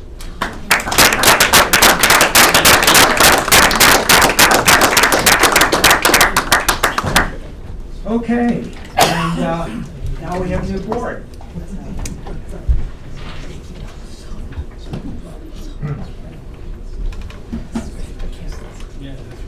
They're trying to control me by putting Joey on one side and Amory on the other. I don't know why. All right, so now 8.7 is the election of the board president. There is a slip of paper marked the president of each seat of each board member with the names of all the board members. And Dick has a basket in his seat. Each of the board members will be asked to mark who they choose for board president. They'll fold it in half and then insert it in the basket. And Dick will then pass the basket around around the table. Karen will hand the basket to Barb to tally, and she will announce who was chosen to be board president.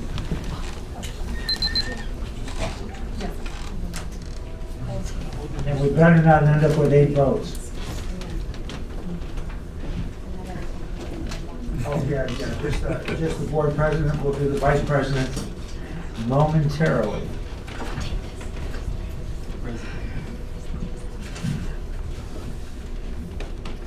Bob, we'll need a vote, motion in a second on 8.6. Oh, we will, okay. Yeah, oh, yeah, sure we will. That would be a good thing to do. All right, well, while you're doing that, I'll ask, I skipped over, I should have asked for a motion to approve the new district directors and the oath of office for the new board members. So if I could get a motion. So moved. By Amory. Second.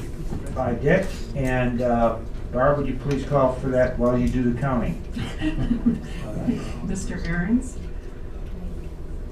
Aye. Mrs.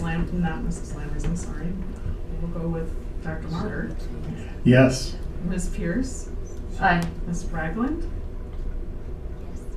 Ms. Segrist? Aye. Mrs. Cisco? Aye. And Mr. Smith? Yes. All right. Now it's official. All right, and so John? I'm sorry. Would you we make her clearly vote put for a minute? we clearly put the wrong person Get some next to stuff Karen.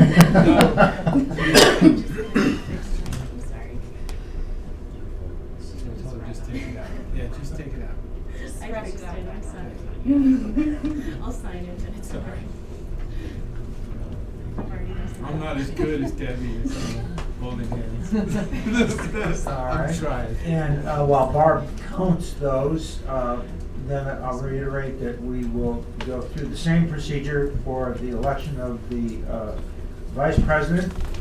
And everyone has a list of the board members in front of them. And if you would please mark who it is that you would vote for vice president. And then we'll pass that around.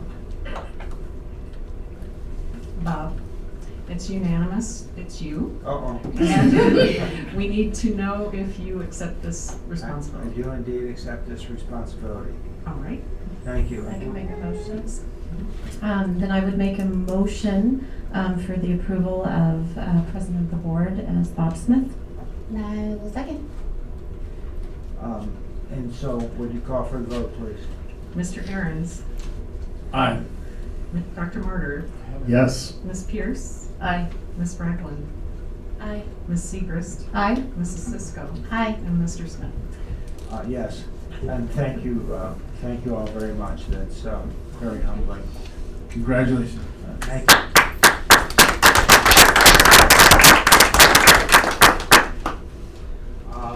All right, so, and we need a motion for that too? No, we already did the Or we motion just for did? that part. Oh, sure, okay.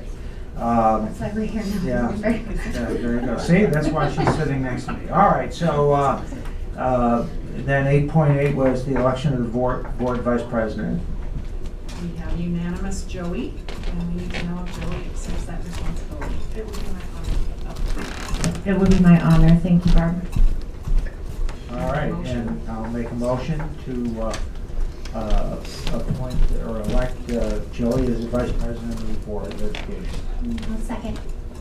Emery, and Will you please call for the vote? Got it, buddy. Mr. Ahrens? Aye. Dr. Martyr? Yes. Ms. Pierce? Aye. Ms. Ragland? Aye. Ms. Segrist? Aye. Mrs. Cisco? Aye. And Mr. Smith? Yes. Yeah, no, it really, it's so humbling to be able to serve with you guys. I know Joey feels the same way, to represent you, to work with you. We deeply appreciate the support. I don't know what to say. It's great honor. Okay. All right, so then we need to appoint a secretary of the board. And we've had an assistant secretary in training for some period of time. And so I would ask then for a motion in a second to appoint one by one, beginning with the other board officers, beginning with the secretaries of the board. So could I get a motion to nominate for a secretary? I nominate Emery Cisco. There you go. Second. By John. And I need to ask Anne-Marie Cisco if she accepts that. I do. All right. Well, then, in that case, we'll call for the motion. And we call for the vote. Mr. Ahrens? Aye. Dr. Martyr? Yes. Ms. Pierce? Aye. Ms. Ragland? Aye. Ms. Segrist? Aye. Mrs. Cisco? Aye. And Mr. Smith? Yes. All right. And so then we need to appoint an assistant secretary of the board, which is even harder because you don't do it enough to really get it down pat. And so you have to relearn it every time.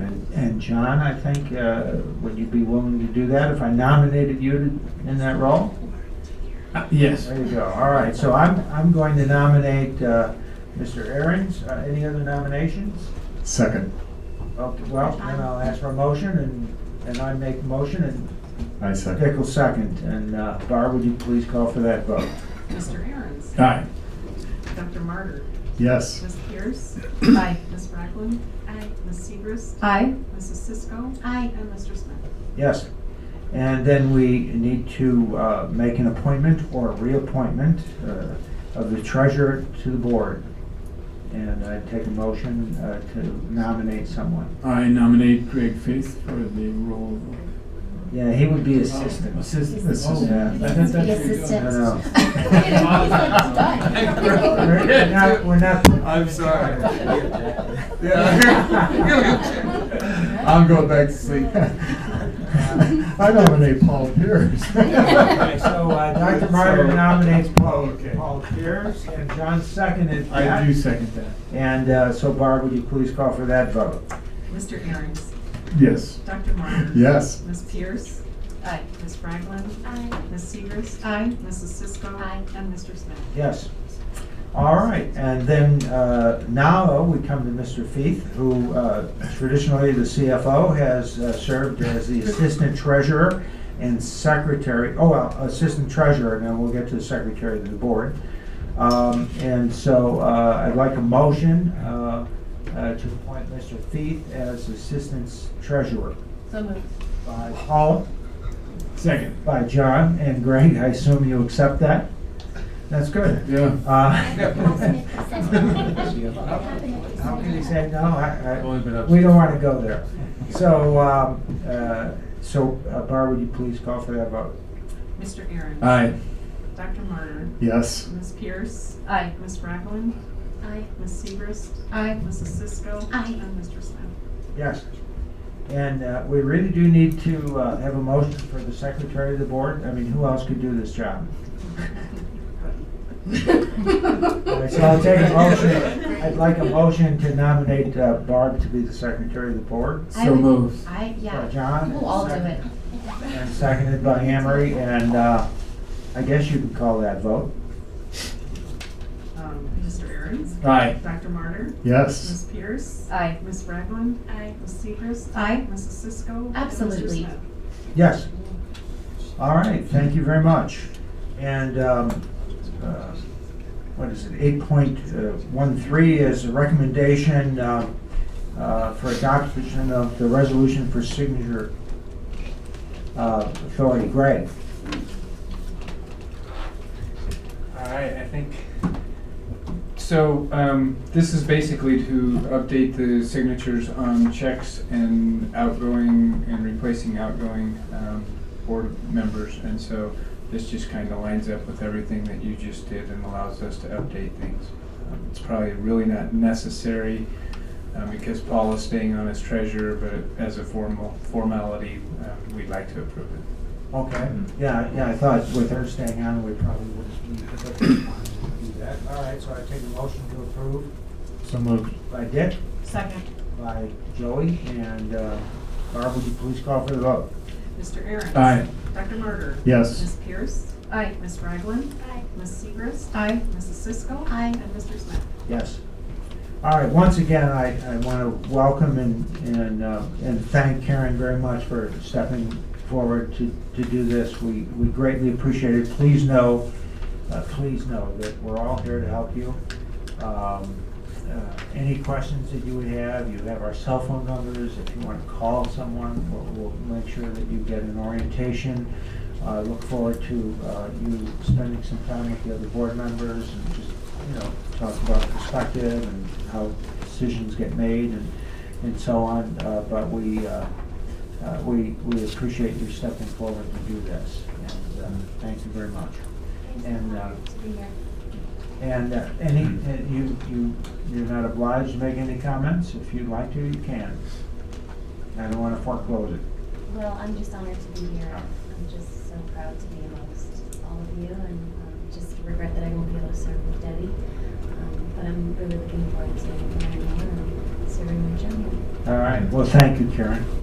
And John and Paula, congratulations on your reappointments, re-elections. We're so pleased. I think the thing that perhaps the most singly important thing that we can say about the folks that have served on this board is no one brings a personal agenda, and we've really just focused on with every decision what is in the best interest of our children.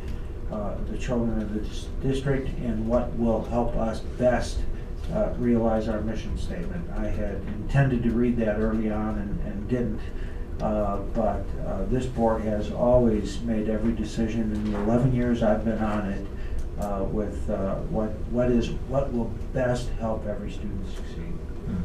And that's an incredible statement. It really is. So with that, thank you all. We really appreciate it. We have one discussion item, and that is that we would ask the board members to sign the Code of Ethics and the confidentiality affidavit. I believe that's Karen has somewhere here. the confidentiality. Yeah, right. And so if you would sign both documents, then the executive session affidavit that you individually have in front of you, and then the other document that's gone around. So I don't believe we have any other business to come before the board. We do have a November 15th meeting. I'm sorry I won't be here for that, but Joey will preside. I'll be coming back from out of town.